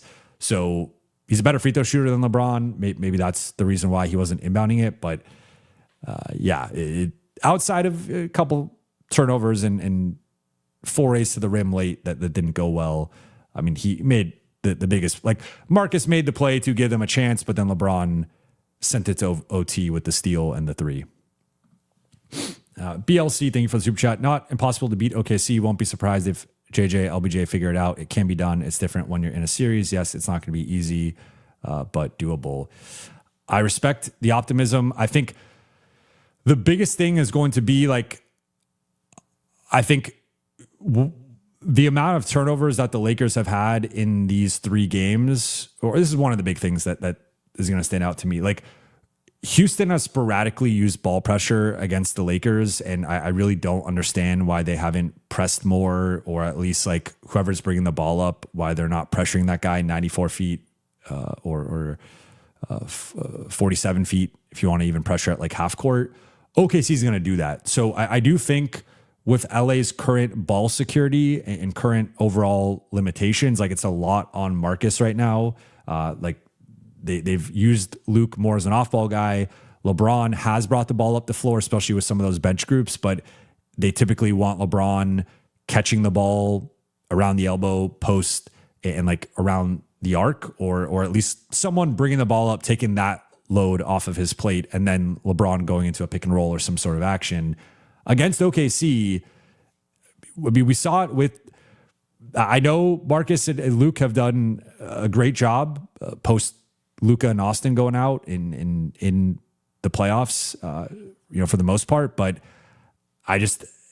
we saw Luka and Austin struggle with those exact defenders and that style of defense. I have a hard time seeing Marcus and Luke also not struggling in a similar fashion. Maybe they're like a little bit more disciplined because they have the game tape and they know some of the reads that OKC is going to throw at them. But I think that the biggest thing would be, I mean, OKC is not going to hit you on the glass the way that Houston is. So I actually think the Lakers could win the rebounding battle, which would be big for them in that series. But I would say with the way that LA has handled the ball and been careless with the ball, I would add almost like 5 turnovers to each of these first 3 games. if they were facing OKC and like, I mean, tonight they had 20 turnovers. That's 25 turnovers. Maybe let's say 3 to 5. Like, but 23 to 25 turnovers is a lot. And I just think, again, this is where, to me, the Lakers clearly could win this series without Luka and Austin. I think it's undeniably helped that there's been no KD. I think we'd be lying if we said like no KD in 2 of these 3 games has not helped the Lakers to some degree. But against the next opponent, I do think that's when you need the top 2 ball handlers back in some sort of rhythm. Otherwise, I am pretty concerned with LA's ability to run functional offense. Because, I mean, that's kind of the other thing here is like LA, the shot making has been great, but there have been some real lulls in the offense. And I think, again, like at least with this team, there's a Reed Shepherd to target. There's a Alperen Şengün to target. There's a Clint Capella to target. There's no one to target on OKC in their primary rotation. Maybe Isaiah Joe, but then you can just pluck Isaiah Joe from the rotation. Like you're not targeting, you're targeting Lou Dort, you're targeting Kayson Wallace, you're targeting Alex Caruso, you're targeting Chet. Like, I mean, maybe LeBron. I think LeBron can target some of those guys in the post, but I mean, they're running 8 to 10 post ups a game for LeBron. So that's, Lakers took 79 shots tonight. That's no more than like 10% of your offense. So I think that they're gonna have to figure that out. But I'm not saying it's not doable. I'm just saying I'm thinking through the matchup a little bit here. Like first initial thoughts. I'm really curious to see how LA handles the ball pressure because that's been, I think for the season, that's maybe been the thing they've struggled with the most. In even more so like than their defense has been teams that could ball pressure and blitz them. They really struggle with taking care of the ball. Oida Boy, thank you for the super chat. If that was me at front row when LeBron squatted on the out of bounds play, I'm not going to finish this. I would have bleeped. Hashtag strive for greatness. I have no words. This is the second time I'm left speechless tonight, but I respect your decisions. Jay, thank you for Jamie. Excuse me, I almost called you Jay Earth again. Thank you for the super chat. When Luka/AR return, LA needs to stagger minutes to get some of the Braun, Luke Smart lineups together for stints, leverage Braun's playmaking and Luke shooting. I think this is a great idea and a great point. And we had seen JJ at times kind of, he'd shifted Austin around a little bit where we saw some Austin with LeBron and then some Austin with Luka. And like when you looked at the 3-man data, lineup data earlier in the season, it was like Luka and LeBron had both been good by themselves, but Luka and Austin compared to LeBron and Austin, like the Luka and Austin pairing had been better. So it was like if one person, and then LeBron had been better by himself than Luka by himself. So if you're staggering those 3, it was like, okay, they're going to start together first quarter, third quarter. They're going to close games together. They're going to close the first half together. But then in the middle portions, like middle first through middle second, middle third through middle fourth, how do you stagger and do the lineups? I think what they settled on was LeBron with the bench and then, or LeBron plus 4 bench guys, maybe 1 starter in there. And then Luka and AR with Jackson and then a couple other guys, maybe Rui or whatever. So I think you can kind of go back to that where you're going to have the starters, but then you're going to have in those middle portions, you can have it Luka, Austin, Jackson, and a couple of other guys. And then you can have even the exact starting group they have right now with LeBron, Marcus, Luke, Rui, and DA. Like that could be part of, like you could give that unit a couple of shifts each half and that be your primary LeBron bench group. And maybe you mix in a Vando or something in there at some point. But I really like this idea. And I think that's a realistic way to stagger the bench minutes. Brian MTZ, thank you for the super chat. I've made peace with the fact that being a Lakers fan is taking years off my life, but at this rate, I won't see my 40s. Shout out to you, Jovan. Thank you. I appreciate the shout out. You look pretty young here. I mean, you look, I don't know, mid to late 20s. So I would, you still got plenty of time. Just know that, especially if the Lakers are playing the Rockets, regardless of how the game's looking, the Lakers are going to find a way to pull it out. But yeah, we'll see with the OKC series. That one might take some time off of your life. Zuzi, I'm not sure, but I tried. I'm sorry. Thank you for the super chat. Should Austin start from the bench against OKC? I think I don't have a great answer for this other than I would like to see Austin come back in a game 4 or a game 5, if there is a game 5, and just at least get him some reps. I would assume he's going to come off the bench to at least start. And if it is game 1 against OKC, and like, let's say Austin doesn't play game 4, the next time he plays is game 1 against OKC, I think you could make the case for him to come off the bench. And that has been the case that JJ has implied whenever Austin has returned from injury. With Luka, it's different. Luka goes directly back into the starting group. And I think that's just, I mean, he's Luka. He's not going to come off the bench. But with Austin, I think, especially when he's been on a mitch restriction, they've been a little bit more conservative and try to have him in those games play more of the 6th man role. But it's an interesting question because how you reintegrate Austin and Luka, I think is a really fair question. And I don't have the right answer necessarily. I would say there's always a political element here. And again, like I said, I think Luka, even if Luka's on a minutes restriction, I would expect him to come back and start. With Austin, he seemed to at least be open to like temporarily coming off the bench in these instances. So I could see with LA, especially if they get the sweep and it's like the starting group has been great, everyone's been playing well, I could see him coming off the bench for like a game or 2, but I don't think it's going to be the full series. I think when he returns to a normal workload, he will return to the starting group. And then at that point, it probably is, I think as constructed, it would probably be Luke moving to a bench role and him shifting toward being more the 6th man.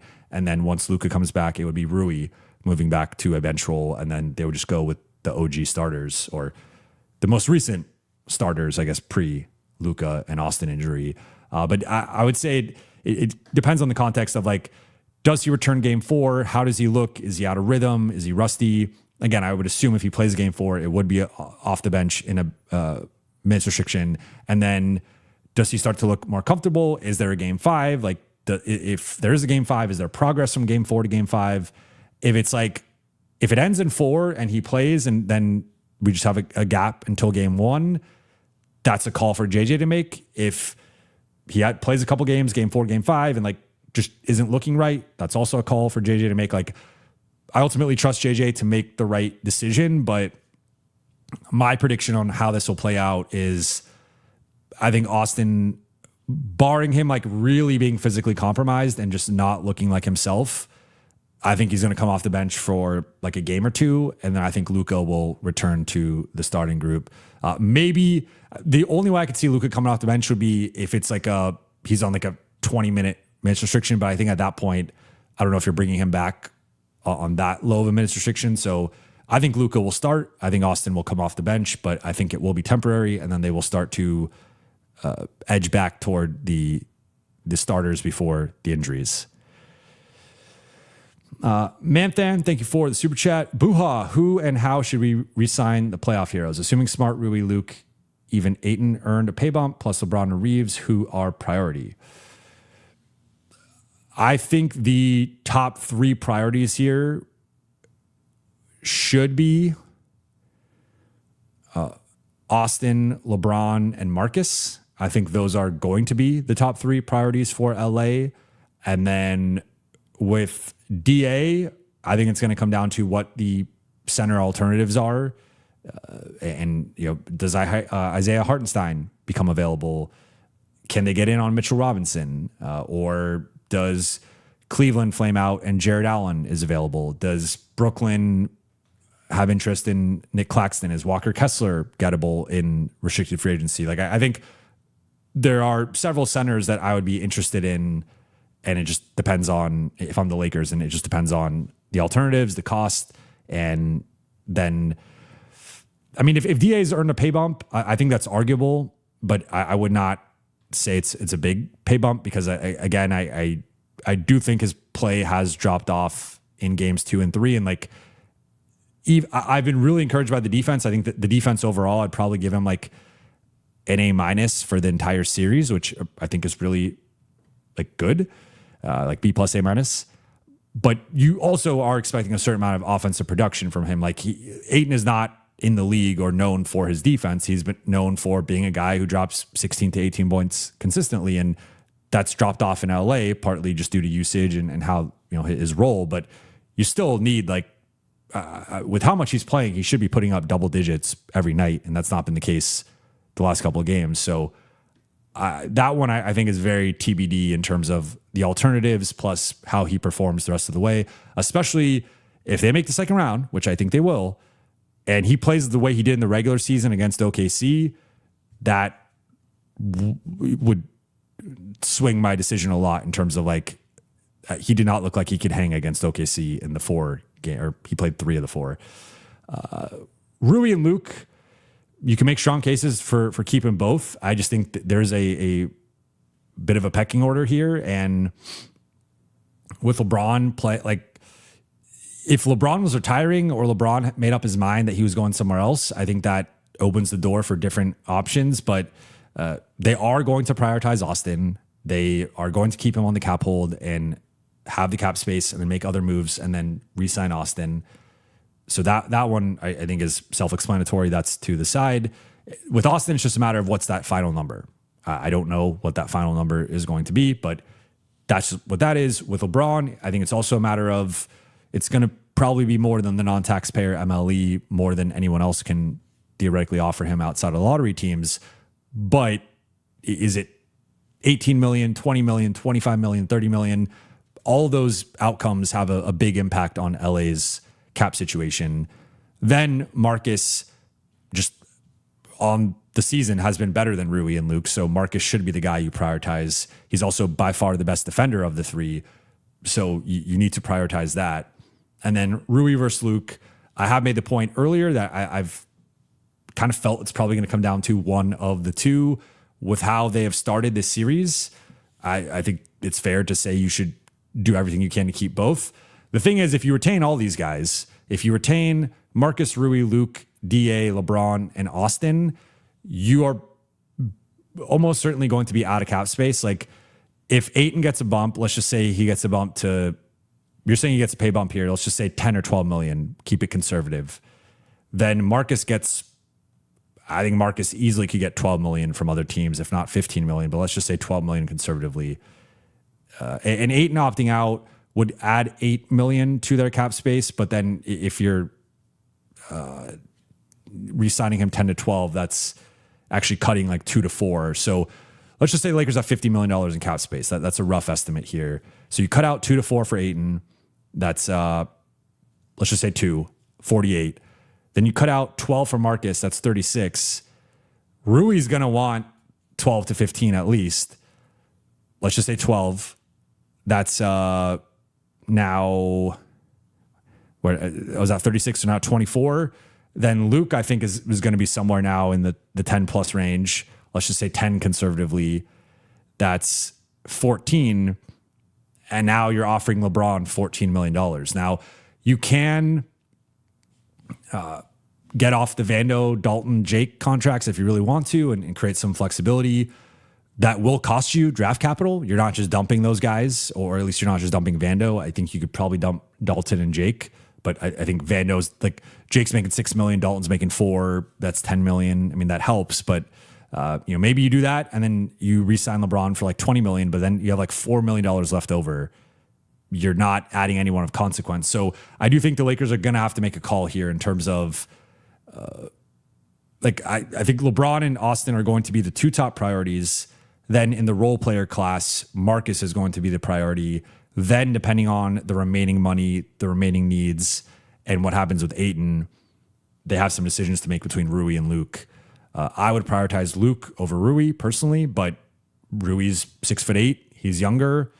You can make the case for Rui over Luke if you really want to. But yeah, I mean, they still need potentially a starting center replacement for Ayton.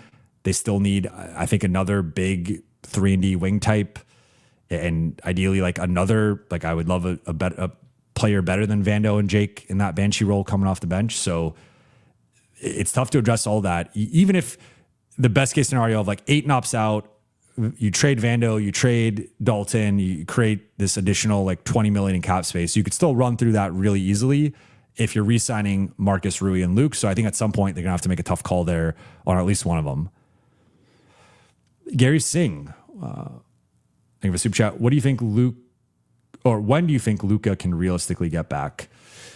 Well, I'll say this, like I think a lot of us were caught off guard with the Austin news, and he had returned to the court, but I think there was even a thing. Well, actually, I don't even know if it was a real, it might've been a fake aggregation. So I'm not even going to quote that, but I feel like it had been out like somewhere, maybe like game 5-ish, maybe for Austin. And maybe that ends up happening anyway, but he obviously was cleared or at least questionable game time decision earlier than anticipated. Like the Lakers gave, I continue to say this, the Lakers gave a direct timetable with Austin. They said 4 to 6 weeks. We're a day past 3 weeks here. With Luka, they have not given a timetable. So that has been open-ended. I think at this point, when you're up 3-0 in the series, there's no reason to bring Luka back in this series. The Lakers are either going to sweep or most likely win, either sweep or 1-5. Those are the two most likely outcomes. If you lose the next couple games and it's 3-2 and all of a sudden there's some pressure and it's like you're going back to Houston, they have some momentum.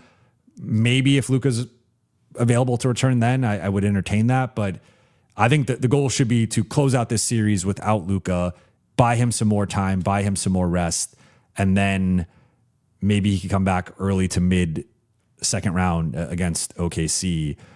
But he's supposed to be returning to the court soon, JJ said. That was not clear on the timeline. So at this point, if I had to guess, like I would say game 1 or game 2 of the second round, but it's a fluid situation that could change dramatically overnight, as we saw with Austin, because now it seems like he at least has a reasonable chance of playing in game 4. An NBA enjoyer, thank you for the super chat. Just finished the game, picked LA in 6, and I'm a Laker homer and Lestan. Did not foresee a sweep on the table. Udoka's done. Put the GOAT debate to rest. Well, Lakers in 6 is still technically possible, but I think it's 4 or 5. And I mean, it's an indictment it's a testament to the Lakers first and foremost, because I believe in giving credit and starting from the positive side, but we cannot overlook like how much of a disaster this series has been for Houston. And honestly, I mean, this is where public perception comes in a lot, because if the Lakers if this had been like sort of an even series from the onset, I think it would still be like, well, this should be maybe 2-1, but like, okay, the Lakers have had the better series, like they've been the better team. But because Houston was so favored in this series and everyone picked Houston in 4, Houston in 5, Houston in 6, them getting swept or losing in 5 is just an utter disaster. It's a catastrophe. Bowen Chung, thank you for the super chat. Wendy said, who knows who'll win the chip? Takes luck. We just need to appreciate the moment and marvel at how lucky we are to witness LeBron playing unbelievable hoops at 41. I agree. I agree with this. And already we're seeing, I talked about it last night, but OKC loses J-Dub. Denver has been without Peyton Watson. They lose Aaron Gordon. San Antonio lost Wemby temporarily, but they still won tonight. Lakers are obviously playing without Luka and Austin and have been hit the hardest of all the teams with this. But yeah, I think that like it's a remarkable achievement to win a series you're perceived to be this big of an underdog in, but to not only win it, but to dominate it basically from start to finish. And it would be great if they can pull off the sweep, really cap off a great series, send a message, and then also have plenty of time to rest, recover, and prepare for OKC. So, I think this is a great perspective here. Mo Love OG, thank you for the super chat. KD quit on the Rockets treatment and not on bench. I'm not going to go that far because I believe words carry weight, and that's a big word to use. But I would say for sure it was not a good look, right? And to have already the burner situation, already him not playing game one with an injury that he clearly was able to play on like a couple days later, then to not play again game 3 with an injury that apparently he suffered during the game. I mean, I rewatched the game. I did not see a KD injury at any point or him limping or whatever. But to not be on the bench with the group, really bad look. So I don't know if I'd go that far, but it does feel like it. It does feel like it. And we'll see if he ends up playing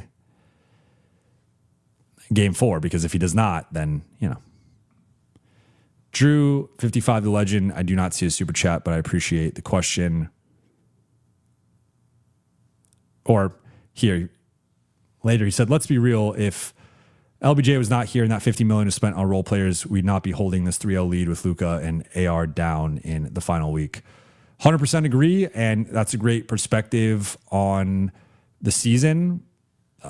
Like LeBron, much was made about his contract and the ways that I don't think anybody, I guess my interpretation of a lot of the argument with LeBron's contract was not so much like LeBron should be gone or LeBron, you'd replace that 50 million with role players. I think it was more so grounded in, okay, if LeBron took a pay cut to 30 million, 25 million, you'd have an additional 25 million to build out the depth of the roster, which is going to be a similar argument that is made this summer in terms of, could you pay LeBron 50 million again? Sure, but it's going to cost you potentially Marcus, Luke, and Rui, and it's also going to prevent you from adding anything else to the roster. So you'd be in a situation where the roster is objectively worse. You lost 3 of your top role players and you didn't really add anything of substance to the roster. So I think there's some nuance within this general conversation, but I do agree that I think a lot of the criticism of the contract went a bit too far. Now in the regular season, based on his availability, based on his production,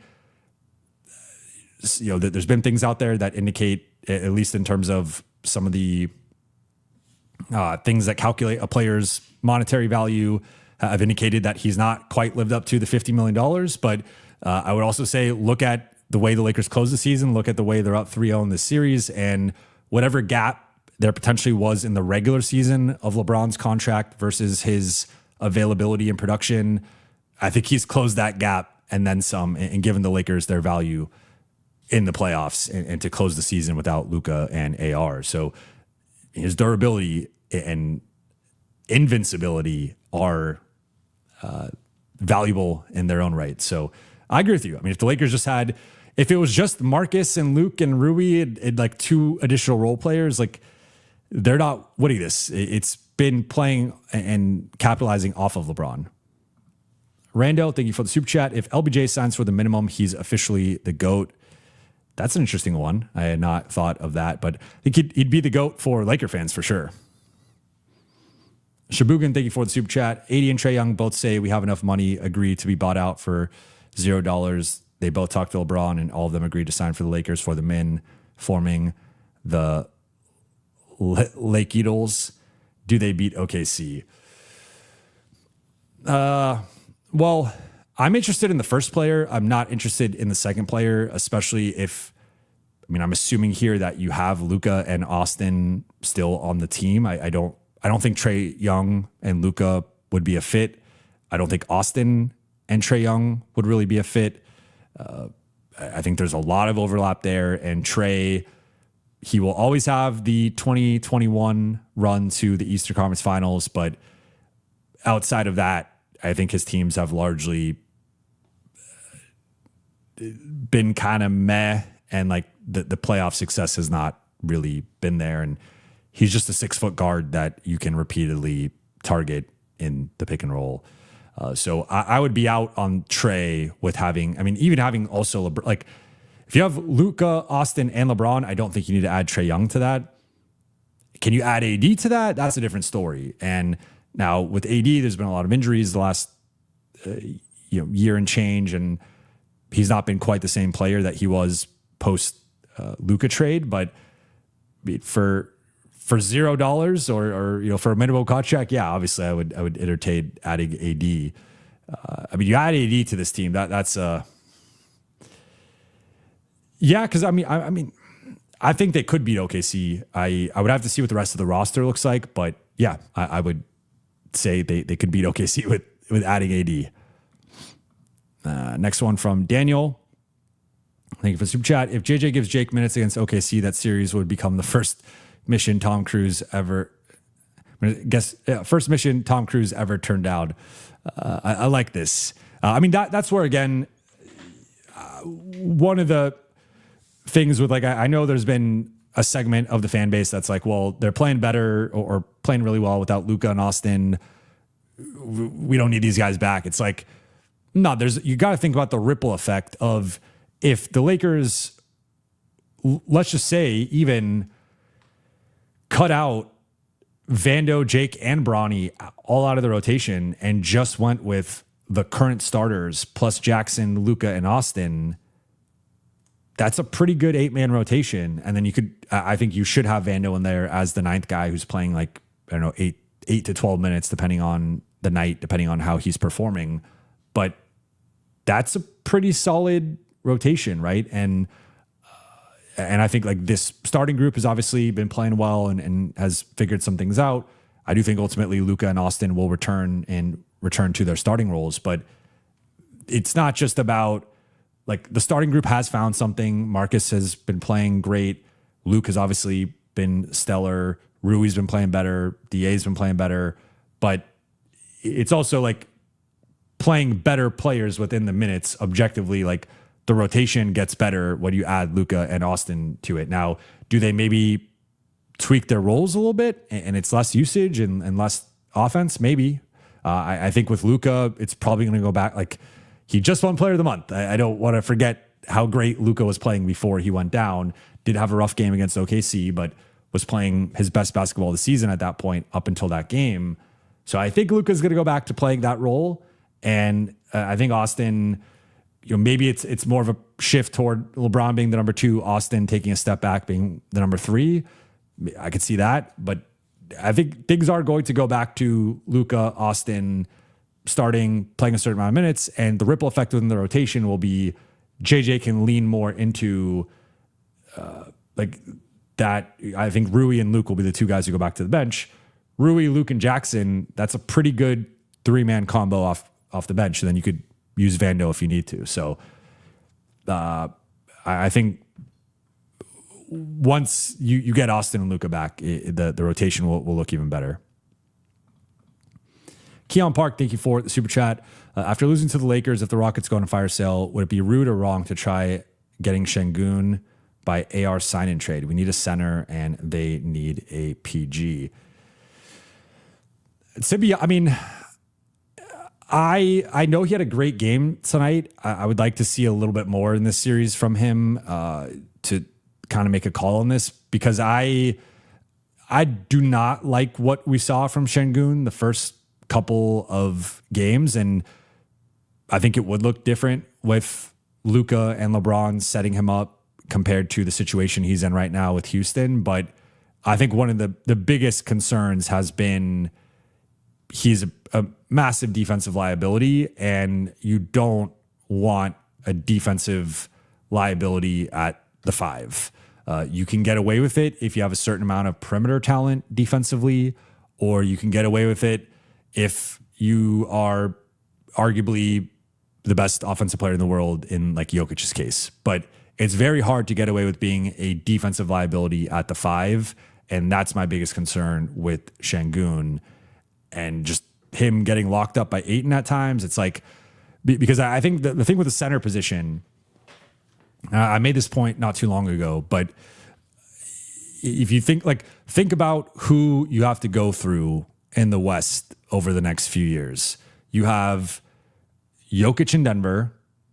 You have Wemby in San Antonio. You have the 2-headed monster of Hartenstein and Chet. We'll see if they can keep that duo together, but they start, it's a Twin Towers look. And then you have Şengün in Houston, but in this scenario, he's potentially a Laker. And also, I would say like less less intimidating after. I already had Houston. If we're looking at the top 6 in the West and projecting them out, I had Houston as the 6th best team, like longer term, because I think Minnesota is better than them. I think all the other teams are better than Houston. To me, they're a distant 6th. But like, okay, Şengün is a factor. And then Minnesota has Gobert, who has been rejuvenated here and is playing like defensive player of the year caliber defense again and doing a great job against Jokic. So, and busted the Lakers in game 5 last year. So I say all that to say, like, all those teams have all-star, all-NBA, or like near max level centers. And that's the standard right now in the West among the best teams. Like Wemby right now is obviously on a rookie contract, but he's going to be a supermax player very soon. And then the rest, like Hartenstein's making 30 plus million, check at the max extension. Jokic is on a max extension. Gobert took a pay cut, but is still making 30 plus. Şengün obviously got a big contract. So it's like, that's the state of the West. And if we're ranking all of the top 6 like center positions, I feel, I guess, the worst about the Lakers just because it's ZA and Jackson compared to the other guys. But like, is Şengün better than them? Yeah. Does Şengün come with some real limitations, especially defense? Like, are DA and Jackson better than him defensively? Also, yeah. So it's more the offensive end with Şengün. I also just think, thinking about Luka and the best way to optimize Luka, I don't think Şengün kind of doesn't do either of the things you want to optimize with Luka. Like, he's not a lob threat, but he's also not a pick and pop threat. He's kind of in the middle, and he could do maybe some of the things DA's done in terms of the short roll, could short roll play make, short roll hit floaters and runners and whatnot. But I think you need a more athletic and defensive minded 5. Now, can he maybe play the 4 and you go with like a Twin Towers look? Maybe. Like, for example, like a Porzingis, right? Could Porzingis and Şengün play together? Porzingis is the 5 on defense, the rim protector, then offensively is a spacing big.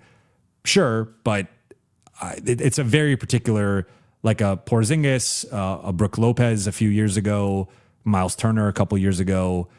There's only so many bigs who check that box. So I would probably be out on this just from the perspective of I don't love the Şengün Luka fit for what optimizes Luka, and then also for building the best defense around Luka. Emmanuel, thank you for super chat. Smart equals Derek Fisher, veteran who does everything. I like this. And also remember Derek Fisher. I mean, I remember this as a kid. Like, sometimes the shot selection, Fish would take a pull-up 3 in transition, or he had the possessions where he would just kind of call his own number occasionally. It was not a lot, and he often played within the triangle, but he did have the times where he wanted to keep the defense honest and take, I would say, sometimes an ill-advised jumper. And Smart definitely has that quality, but I like that pull. Like, definitely different demeanors. Smart is far more aggressive and kind of mucking it up. Like, Derek had some dog to him, to be clear, but he far more like reserved and just was like the consummate professional in that sense of, I mean, the NBPA president and all that stuff. Marcus has got a little bit more shit to him, right? Like, that's the best way to put it. Joe, thank you for the super chat. Bridges keeps playing this badly and the Knicks crash out this round or next. Would you try to pry him from New York City relatively cheaply for defense only? Depends on the price, but I think I was asked this last night as well. The one thing with Bridges, I mean, I would say objectively his 2 years in New York have been underwhelming relative to expectations. Like, he kind of had this arc with his career where he flashed, he was like the ultimate 3-and-D prospect in Phoenix. Then he goes to Brooklyn, gets his opportunity to spread his wings, and becomes this 20-point per game scorer on lottery teams. And you're like, okay, he needs to go back into a winning situation. And he's been solid in New York, but they gave up a ton to get him in terms of draft capital. It's almost directly the reason why they don't have the draft capital to, I mean, not even almost, it basically is the reason they can't get Giannis, or it's pretty complicated for them to get Giannis. And he's just not been their third best player. OG Anunoby has been the better player. And I mean, you could have an embarrassment of riches where Mikal Bridges is your fourth best player, but I think it's a combination of like OG playing at a certain level and Bridges also underperforming to a certain degree. He's an Iron Man. He's still a really good defender. And I do think he could fit next to Luka, next to Austin, but it would just really depend on the cost because he is making a ton of money. We talked about it last night on the show, talking through like Austin's potential contract. He's making like 33, 36, 39, 41. That's a lot of money.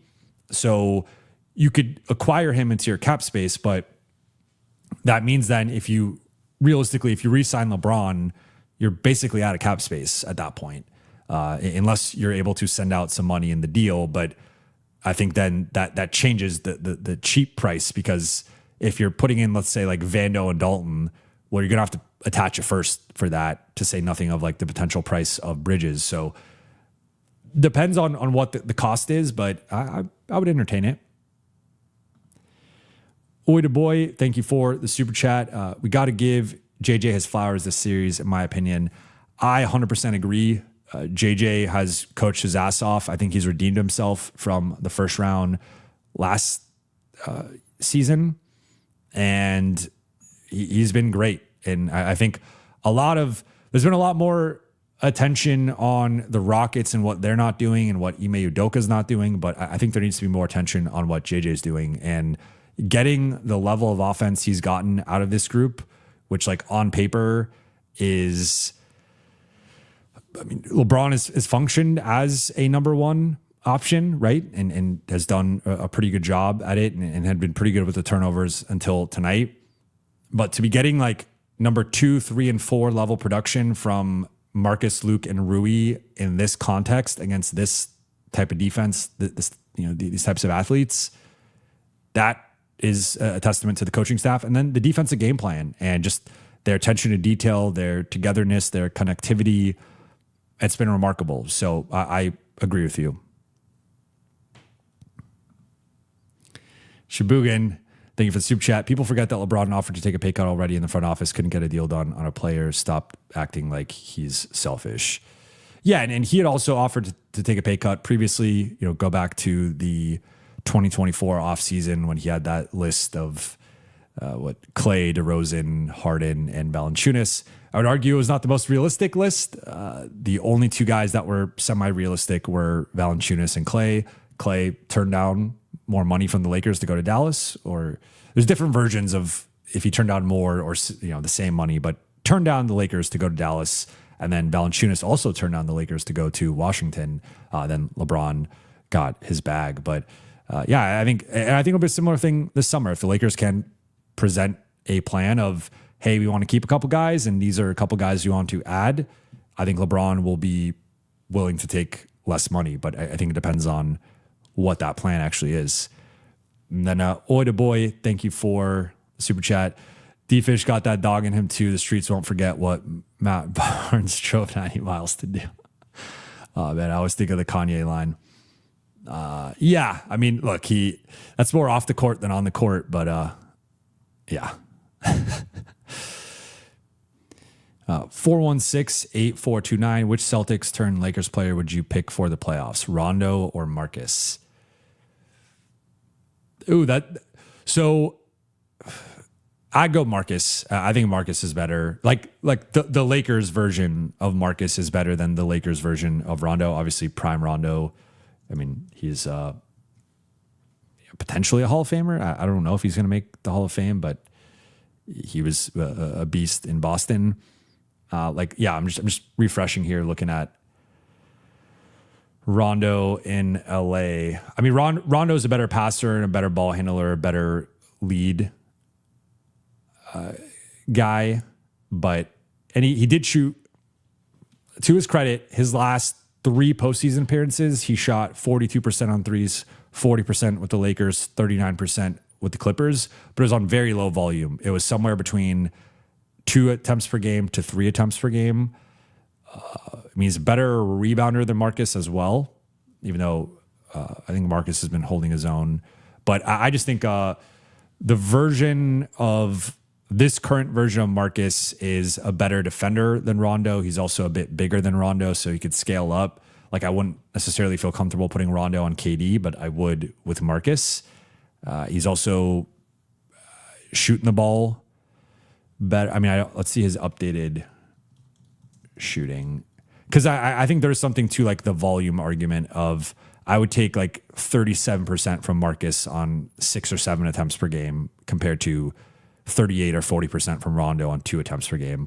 So for the series, yeah, he's shooting 50% on threes on 5.3 attempts per game. So that's not going to sustain, but I mean, Marcus's average, listen to Marcus's averages for this series: 20 points, 3 rebounds, 8 assists, 4 steals, 2 blocks. He's averaging 6 stocks per game, shooting 53% from the floor, 50% from 3, 71% at the line. I mean, that's more than a $15 million player. Again, we can look at the age. He's 32, going to be turning 33 next season. You could look at the injuries of missed 20 games this year, or only played 34 games. Played 34 last year, 20. So yeah, only played 54 games the 2 previous years.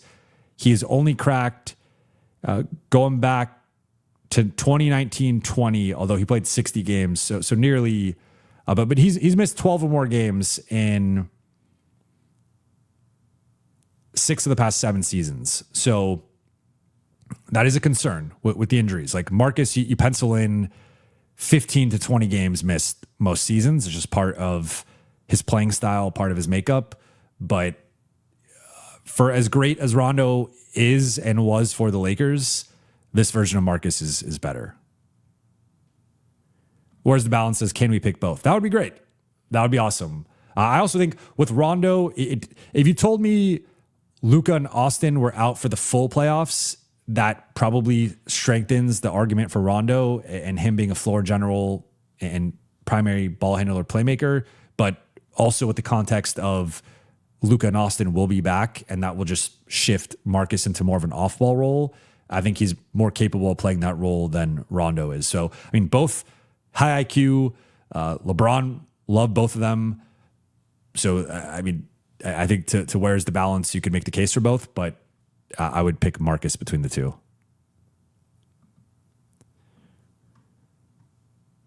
All right. Any final questions before I wrap here? Analog says Rondo allows you to not drop off so much when LeBron is out basketball IQ wise. I would argue Marcus allows that too. Now, he's not the maestro that Rondo was offensively, right? So I give Rondo the offensive IQ edge and Marcus the defensive IQ edge. Overall IQ, I would lean Rondo. I think he's one of the smartest players to play the game. But I also think Marcus is one of the smartest role players to play the game. So, I mean, it's close. You can't go wrong with either one of them. Matt A. Voyer, thank you for the question. Jovan, can you give a % on the Lakers beating OKC? I just think OKC Spurs are too deep and will wear the Lakers down. Do you think AR is number 2? The Lakers beat OKC next year.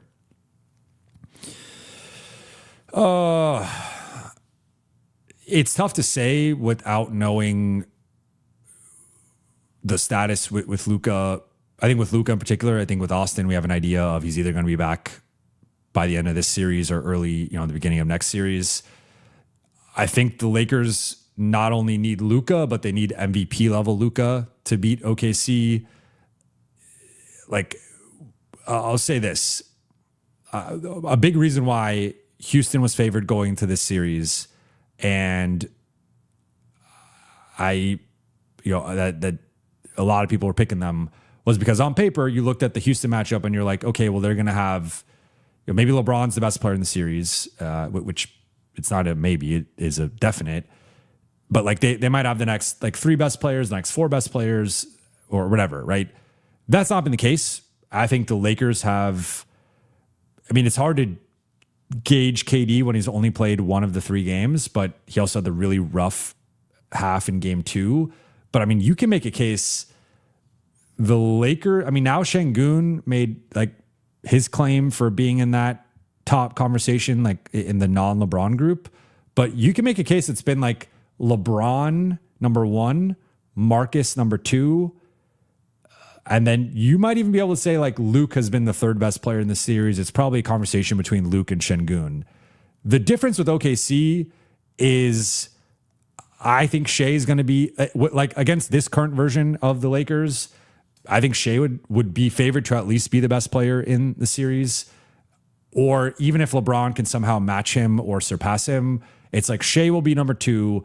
And then I think Chet would be favored over anybody else in this group. And like, I think we were obviously overestimating Houston's supporting cast, but OKC supporting cast has won a championship. Like there's no overestimating that. We've already seen it. We already have the proof of concept, and they also outplayed the Lakers in the regular season. So that's the part where my confidence in LA beating OKC rises by a notable degree if Luka is back. And then now it's like, okay, well, it's Luka versus Shea, and that can go either way.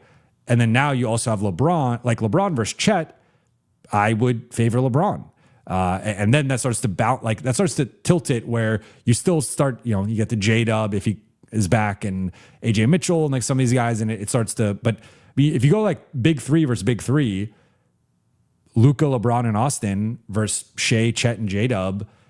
Shea, Chet, and J-Dub have outplayed them when they've, at least this season. But last year, Lakers big 3, I thought outplayed them. Now that's going back to last season, which isn't necessarily applicable here, but you can make the case like they could match them, right? But then you get to the other guys. But with how Marcus is playing, how Luke is playing, how Rui's playing, could they match a Lou Dort, AJ Mitchell? Well, I mean, you get to Wallace, Caruso, Hartenstein. Like they're just so loaded where at some point, if it's like Jackson versus Isaiah Hartenstein wins that matchup 9 out of 10 times.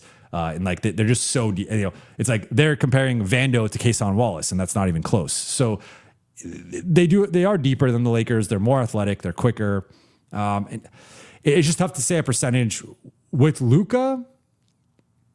I think with Luka back, that could be 35%. Without Luka, I would probably be down around like 20%. I think it nearly doubles their odds. Spurs, I think the Lakers have a better chance against a much better chance than OKC. AR number 2, I don't know. I will reserve my judgment on seeing what that looks like against OKC because it did not go well in the regular season. And that remains an open-ended question if he can be the number 2 in a matchup like this. I think it will be LeBron. I think they'll have to play through LeBron more. But double W ill, which teams do you see blowing up this offseason? Good question. So if we look at the standings quickly, Utah is trying to be competitive next year. Sacramento is always a wild card. I could see Sacramento selling off some pieces, but it's an open-ended question if you want any of Sacramento's pieces. Memphis, I think Ja might be available this summer. Maybe there's a couple guys you could pluck from there. Dallas is in rebuilding mode. New Orleans thought they were going to be like a playoff team this year. I don't know what they're thinking, especially with the trade they made last year. Golden State's going for it. Clippers, maybe the aspiration situation, they end up blowing it up. I think Phoenix and Portland are both going to be going for it. And then everyone else in the West is going to be going for it. In the East, Washington is kind of going for it with adding AD and Trey. Indiana is going to want to bounce back with Tyrese back at some point. Brooklyn, I think, is a place you can pluck guys from. Chicago is a place you can pluck guys from. Milwaukee, especially if they trade Giannis, is a place you can pluck guys from. Charlotte's on the ascension. Orlando, to me, if Orlando just wins game 1 and they get stomped the rest of the series, I could see a potential coaching change and them maybe feeling like they got to shake up the core.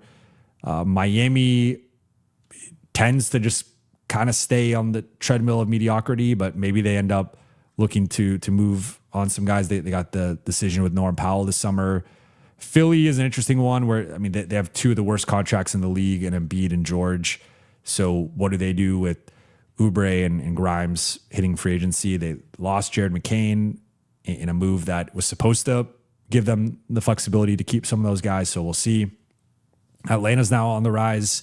Everyone else is on the rise in the East. So I would say Philly, Orlando, Milwaukee, Chicago, Brooklyn in the East, and New Orleans, Dallas, Memphis, Sacramento. So like those are kind of the teams where you could pluck some guys, and then it just depends on the fire sale. Like I guess if New York loses to Atlanta, I think they'll make some big changes. If Cleveland, I don't think they're going to lose to Toronto, but if Cleveland lost to Toronto, or even if Cleveland or New York loses in round 2, like both those teams expect to make the conference finals, even though they're the 3 and 4 seed respectively. Maybe they're open to some more drastic moves, but yeah, it's really like playoff dependent here. Where look, maybe Denver loses in round 1, and all of a sudden Aaron Gordon's available, or Cam Johnson or Christian Brown are available. And Christian Brown, I might stay away from now with the way he's been playing. But if you could add, obviously I would love Aaron Gordon with this group, but Cam Johnson, depending on the price. But even then, I don't think he's good enough defensively, so maybe he's a stay away. Aaron Gordon, though, or Peyton Watson, of course. Live with La Paz. Can we still sign a player for the playoffs? No, they cannot. L.A. Should Luka try to fit in when he returns, or do you think they go back to Luka ball? I think they will try to blend it, but I think they will ultimately play more Luka ball. Where's the balance? Is Cat too unreliable? I think so. I also, similar to Şengün, and then this one from Suzui, in chance we get some bonus. Like, I just don't think those guys are good enough defensively. That's ultimately it. Gilbert Lopez says, listening to the other Locked On podcasts when their teams lose is hilarious. I can only imagine what Locked On Rockets sounded like tonight. That'd be something. Connor Phillips is Peyton Watson totally off the table if the Nuggets lose in the first round. I don't see a world where Denver lets him go if they lose this series. Yeah, I think he's off the table in general. I think for the season he's been their 4th best player. So I would move off of Cam Johnson or Christian Brown in a heartbeat over Peyton Watson. I think there are some real injury concerns with him and this hamstring stuff and lower leg stuff that he's had. But yeah, I think they're going to try to keep him and Gordon and then move off everybody else. KB Mamba, if LeBron beats the Lakers without AR and Luka, is he the GOAT? That would maybe be something that for some people swings it. I already think he is, but he doesn't need to sell me. But for some people, maybe. All right. I'm going to wrap here, though. Appreciate you guys for rocking with me. This was just a really fun win for the Lakers, an epic comeback, the comeback of the season, not only for the Lakers, but for any team. Again, with the context of everything, no team has had a comeback quite like this. And they were staring down potential loss after leading the game for almost 80% of the game up to that point, and just having a really disappointing game that they let slip away. Instead, they pulled off the improbable comeback. They're up 3-0 and they're going to advance, whether it's game 4, game 5, game 6, whenever it is. They're going to advance. They're going to make the second round. They're going to play the Oklahoma City Thunder, and that series will be fun, regardless of how it plays out. But shout out to the chat. Shout out to the Late Night Gang. Appreciate you all. I will be back Sunday night after Lakers-Rockets Game 4. For those watching on YouTube, please be sure to hit that subscribe button, turn on channel notifications, and like and comment on this video. For those listening on Apple Podcasts, Spotify, or your podcast platform of choice, please be sure to follow, download, and leave a 5-star review. I'll be back Sunday. I'll talk to you all then. Enjoy the rest of your evening/day. Shout out the Late Night Gang.